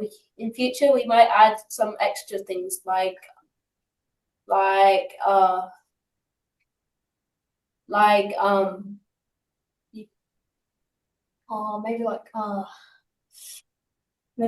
maybe rods. We can make our own rods. Yeah, like make our own rods and lures and stuff. Cool, thanks. Alex, I reckon you've got a question. I feel like you're going to try and squeeze about 3 questions into one sentence. I'll just do one, but I'm going to need you guys to send me your manufacturer because that's a pretty good price. When do you guys plan on making your first like real prototype? Depends if we make the finals or not. If we make the finals, then we'll probably have a prototype before we get into the finals. But like if we don't, then if we're still at the showcase, we probably will. But if we don't get through, then we'll sell like bait and lures and stuff until we make enough money to make our first prototype or use a Kickstarter campaign to get our first money. And then once we've made enough money, then we can start selling. Awesome.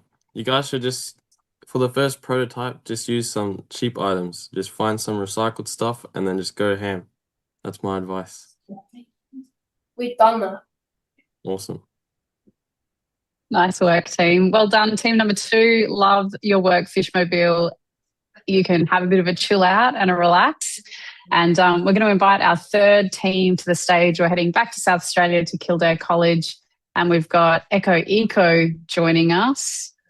Say that 10 times fast. How are we, team? Good, thank you. Excellent. All right. So we are so pumped to hear your idea and we're ready when you are. Next slide. Have there been nights where you stared at the ceiling, exhausted but unable to switch off? Have you woken up tired, unfocused, and frustrated, thinking it was just normal? You're not alone. A 2025 SBS survey found that 71% of Australians struggle to get quality sleep. Next slide. We wanted a solution that didn't rely on medication or screens, something effective, stylish, and discreet, helping your brain tackle sleep and concentration issues. That's how Eco earrings were created, inspired by the science of frequency and vibration therapy. Next slide. Each stud delivers scientifically proven sound frequencies, including 528 Hz, known for the healing effect canal and the vagus nerve, which carry signals to the brain without disturbance. Users complete daily sessions while sleeping by selecting a brainwave and duration to optimize sleep and relaxation. The earrings are available in multiple designs with a charging set. In short, it looks like jewelry, but works like therapy. Next slide. As helping people shouldn't come at the planet's expense, our charging case and packaging are made from recycled materials and manufactured responsibly in Australia, ensuring fair labour and safe working conditions. Next slide. As shown in the table, Eco stands out by combining comfortable earrings with brain-targeted therapy. Unlike competitors that only track sleep or use electrical stimulation, Eco improves it through frequencies and gentle vibrations, an approach unique in today's market. Our earrings are designed to be worn while sleeping and positioned close to the vagus nerve for maximum effect, unlike rings or watches. Next slide. During our school showcase, we collected valuable feedback from all age groups. Most visitors mentioned struggling with sleep and expressed a strong interest in purchasing our product. We also explored grants for young entrepreneurs, contacted potential manufacturers in Australia, and increased brand awareness through social media. Next slide.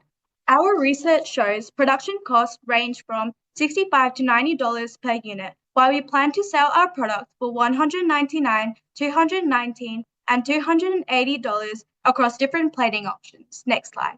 If we win the grand final, we will manufacture our prototype and collaborate with neuroscientists in Brain Australia to test its effectiveness across age groups. We will develop an app for users to customize sounds, track progress, and schedule sessions. Looking ahead, we plan to create clip-on or magnetic earrings for those without piercing. The global sleep tech market is growing rapidly, valued at $15 billion, showing strong demand for innovative solutions like Eco. With your support, we can make this vision a reality. Thank you. Great work, team. That was awesome. Really confident pitch and, quite a technical solution, but really well stepped out, which was excellent. I'm going to throw to our judges for questions. And Thea, over to you first. Awesome. Great pitch. Wearables are so questions in one. I'd love to know, how did you come up with the price and then who you think your target audience is? Yeah.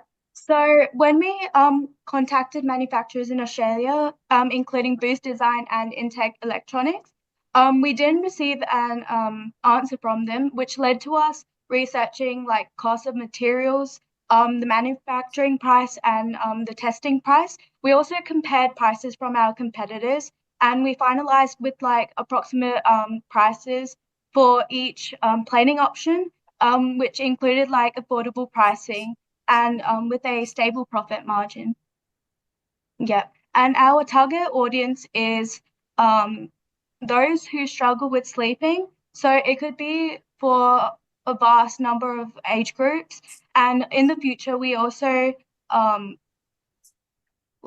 want to create earrings for those without piercings. So magnetic or clip-on. Yeah. So it helps a wide range of age groups. For anyone. Yeah. Awesome. Alex, over to you. I just got one question. How do you plan on launching after you've done all your testing? Like, what shops would you sell to, or would you just retail directly to customers? Yeah, so we hope to create like a website and app to sell our product, and we hope to test our product and manufacture a prototype with a manufacturing business. Yeah, sure. Awesome. Thank you. Amazing. Last and certainly not least, Dante. I've actually got a really similar device, but it's very big and very clunky. It has a massive control unit with wires going everywhere. It's for multiple uses, this, so I can very much relate to this. I am your target audience. How have you handled the idea of having to miniaturize the power and the way that it will actually produce the vibration? So the stud device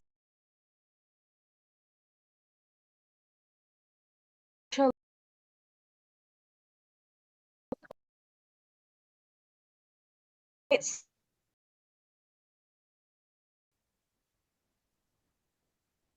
brain, and so it stimulates that part of the nerve, which helps with sleep and concentration issues. Amazing. Did you have something to add? So it's like neatly tucked, like, and like in your, like on your earlobe. So it's like it's a discreet device compared to like other competitors, like a ring, which is uncomfortable while sleeping, and headphones too. Yeah. Awesome. Thanks, team. Great work. Some really, when you've got a technical solution, lots of technical questions. So, really great work handling those. We're going to head back up the range. We'll back up into Queensland first, and then we're going to go up the range to Fairholme College. And we've got Sunshine and Co. next. Hey, team. How are we feeling? Oh, I can't hear you. Say something again. Oh, no. We can't hear you yet. Just check what your sound output is. Or your microphone.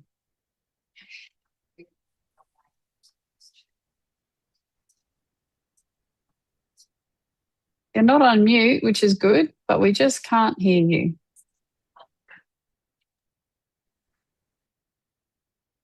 Next to the little microphone, there'll be a little arrow. If you click on that, you can choose what the microphone is that you're using. And so maybe just check that it's the laptop.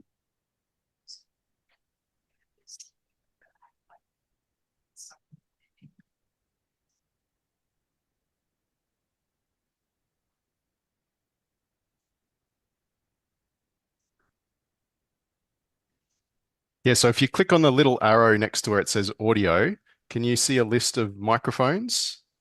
Maybe just try click one maybe. No, still looks like we can't hear you. I wonder if something your microphone.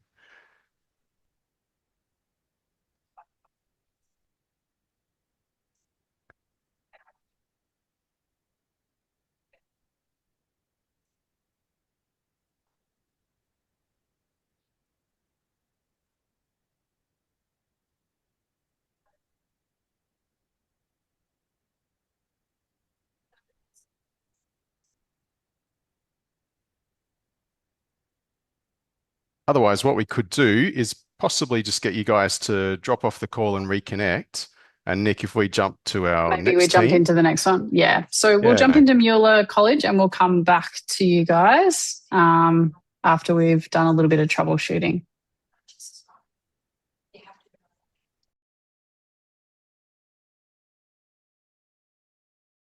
And throw to you. Just We've have got another roll. chat for us, Sunshine.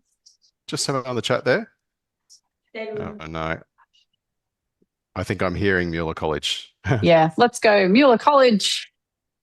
All right, legends. Can we hear you? Yeah. Excellent. All right, team.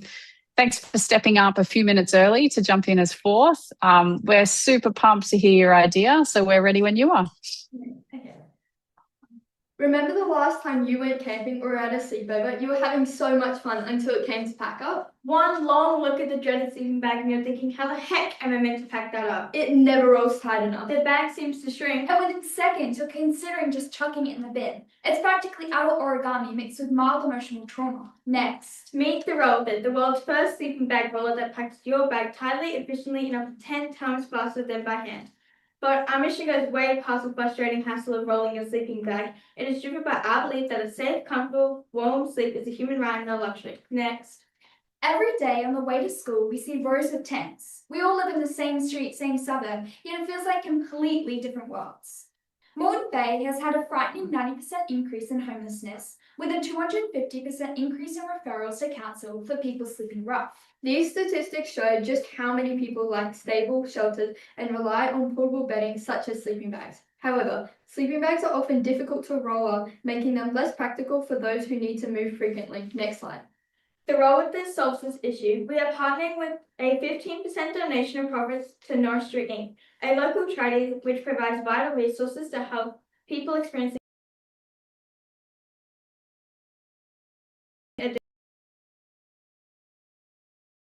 Check out how simple it is to use next. Our product is an entirely new innovation, unlike anything currently on the market. The roll with it is practical, easy to use, transportable, and is accessible for people of all ages and abilities. In fact, its simple design makes it easier for people with vision and dexterity issues. As well as this, it's time efficient, making camp backup less stressful, affordable, and sustainable. The eco-conscious design incorporates recyclable materials and upholds socially responsible ethics by donating 50% of proceeds to support homelessness initiatives. Next. Our biggest competitors is Thermarest, Sea to Summit, and Black Wolf. These brands offer camping equipment, particularly in sleeping systems, but however, none of them provide a product like our Roll With It device. Next slide. The product costs $18 per unit with a retail price of $36. Material and packaging for the first 50 units, marketing, legal, and setup business costs equal to a total of $9,710. We will fully recoup all upfront and investment costs after 450 unit sales. Next. Our target market is individuals ages 25 to 54, regular campers and hikers. We want to establish a strong online presence with website sales and social media, whilst also giving customers an in-store experience at key retail locations such as BCF and Anaconda, which we've already reached out to. Market trends show that camping market is worth $96.75 million annually and is expected to reach $172.21 billion by 2032. So why us? Because we have the skills to build, the brains to market, And the heart to care. The only question is, do you care? Love the finish, team. That was so great. I'm going to bring, do you know what? I actually would use this because I feel a little bit triggered just looking at the sleeping bag and the thought of trying to make it fit in the bag. Like that itself is giving me anxiety just thinking about having that experience. So I relate deeply to the problem. Judges, it is your opportunity to ask some questions. And so Alex, over to you first.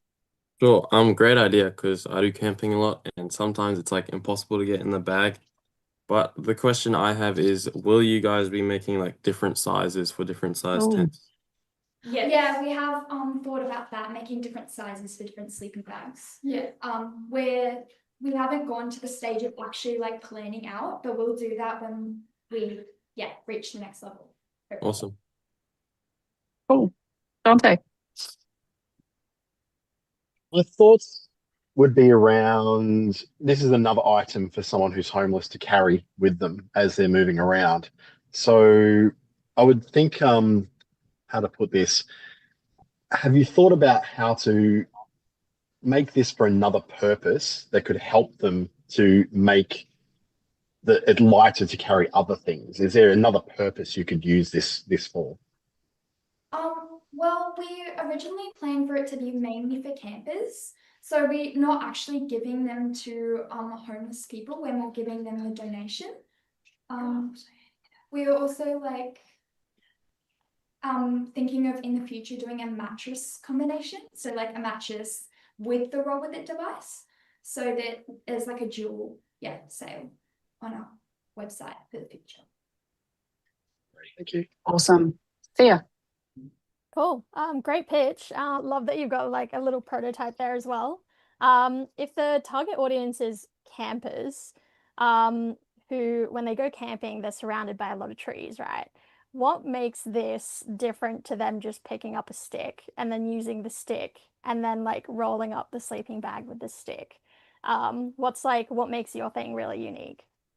Well, this is like it's got like two wheels and two like quite like and just tough sticks, and they're quite like parallel and like that. So when you roll it up, it like perfectly makes it tight and like it doesn't break like a stick would if you were camping.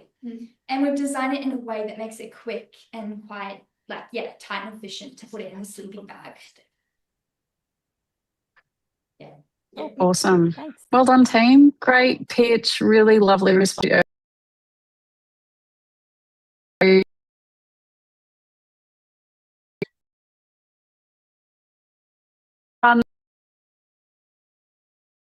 unavoidable truth. How about now? Okay, is that better? Is that good? Yeah.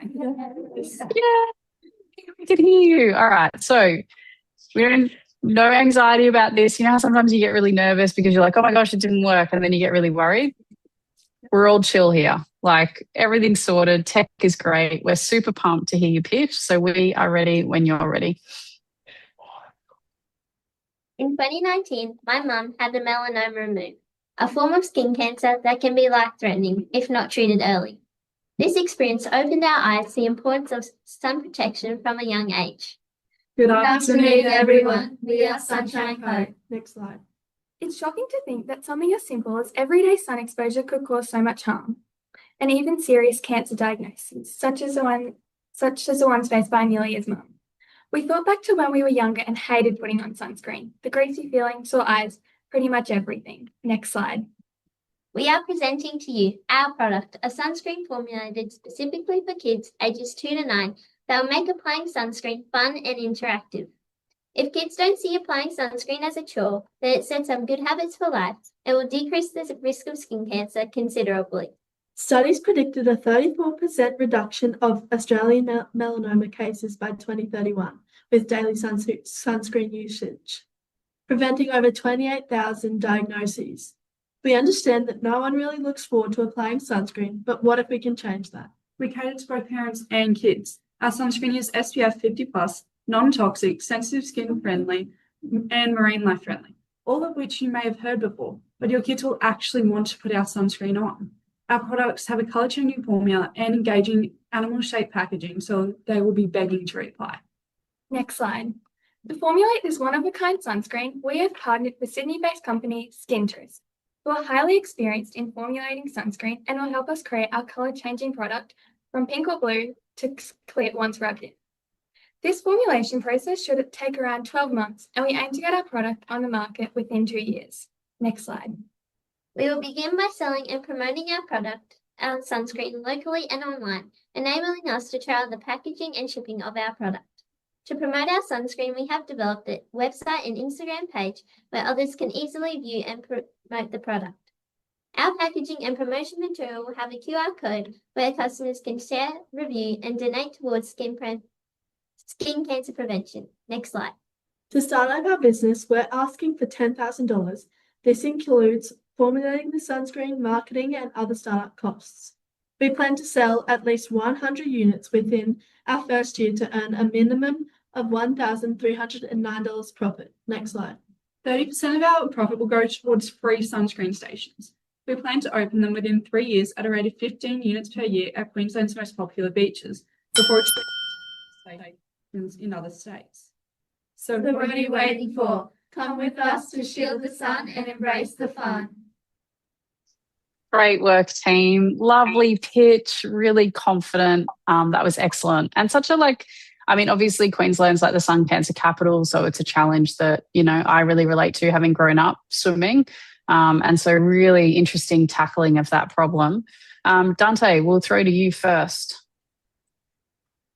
Great idea, love it. I love the community thing that you're doing with the sunscreen stations as well. My question would be: there's been a lot of scandal when it comes to sunscreens lately, with the formulations not being 50+. Have you thought of how you could handle the testing to make sure that you've got the credibility to say yes, it definitely is 50+? It's a big concern in the community right now. Well, that's why our ask was $10,000, because we've been messaging this place called Skintress, which has helped us develop our sunscreen product, and we will get a prototype also. Yeah, they told us that we have to go through a formulation process, which would take around 4 weeks, and it'll cost $8,000, and that would also include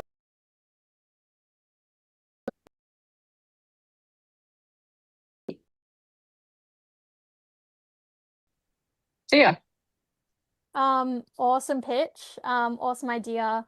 Quick question. How'd you come up with the color changing sunscreen idea? So we wanted to make it interactive and actually fun for kids to wear, because a lot of the time it's not actually the sunscreen that's the problem. it's like kids don't actually want to wear it.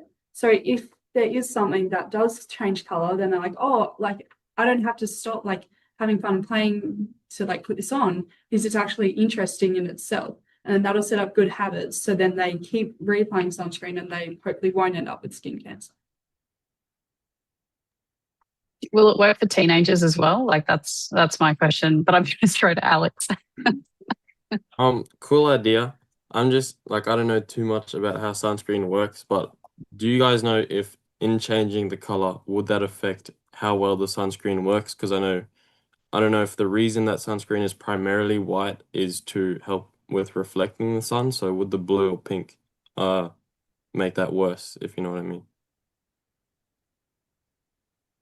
No, we had, because we've been talking to this company, they said it shouldn't affect like the actual effectiveness of it, but it would we could add like a pH product to it that would make it change color. Awesome, thank you.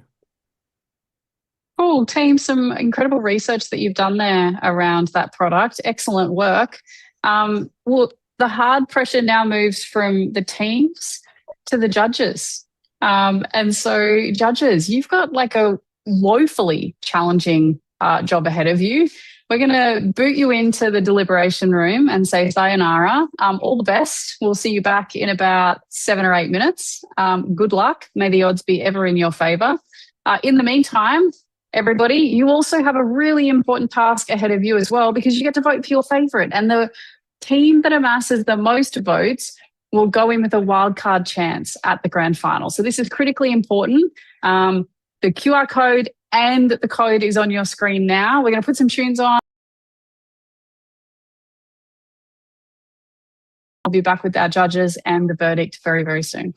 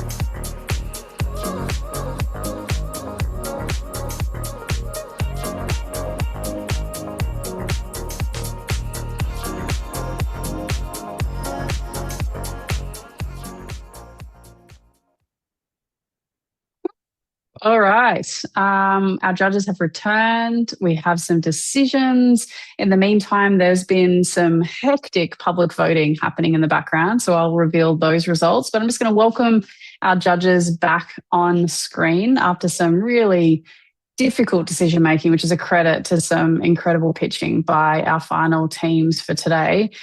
Thea, as head judge, you've got the difficult job of kind of announcing. We're going to run our runner-up first, who'll go through to showcase, which is super exciting. And then we'll reveal our grand final winner, our semi-final winner, who will pitch on stage at the grand final. So over to you. Cool. Epic, just want to say a really quick thank you to everyone for pitching. You all did great. I know how nerve-wracking it can be, so please pat yourselves on the back. Congratulations to everyone. For the runner-up, we are super excited to announce that Billy and Daniel from Fishmobile. Yeah, congrats. Well done, legends. Through to the showcase. Congratulations. Thank you. Congratulations, team. Awesome work. All right. Thea, well, who's the winner of semi-final number 4 going through to pitch on stage at the grand final? The winner for this pitch final is Sunshine Co. Way to go, Fairholme College. Congratulations. Thank you. Awesome work, team. We'll be seeing you on stage on November 18th as one of our 8 grand final teams in this year's 2025 Future Anything Finals. Well done. Thank you. Thank you much. Awesome. All right. I can also reveal that the people's votes have, oh my gosh, there were over 800 votes cast in that semi-final round, which is nuts. So of the 800 votes, I can reveal that the winner of our people's vote is also Matthew Flinders Anglican Colleges, the Fishmobile. Well done. Jewel, runner-up and people's vote. Congratulations, legends. Incredible work. Awesome job. Well, everybody has done such an outstanding job. I just want to take a second to acknowledge the incredible work of our judges today.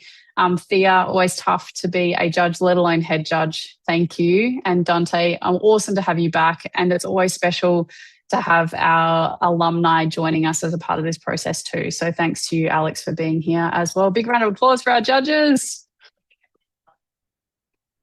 Excellent. Now, grand final is going to be held on Tuesday, the 18th of November at the State Library of Queensland. Every year I say it's going to be a sellout and then people think I'm joking. And then about 2 weeks out, I have people messaging me trying to get tickets, but there are no tickets. So if you want to join us in person, I would strongly recommend that you nab a ticket ASAP to come and join us at the grand final. Otherwise, if you're located outside of Brisbane, you can also join us from your couch for the live stream. Finally, just a huge thank you to our teams and also the parents and the schools and teachers that have supported our first 4 teams or 4 semi-finals of teams through today. It has been an outstanding day and we cannot wait to do it all again on Thursday. Congratulations to all of our participating teams. Just a reminder, we had 600 applications. We whittled it down to the top 40 teams. You have joined such an extraordinary small percentage of incredible youth entrepreneurship teams in Australia, and we are so very proud of everything that you've done. So that's it for today, but we'll be back again on Thursday. So if you had fun, come and join us, watching the next generation of young people bending the future, one youth-led idea at a time. Thank you.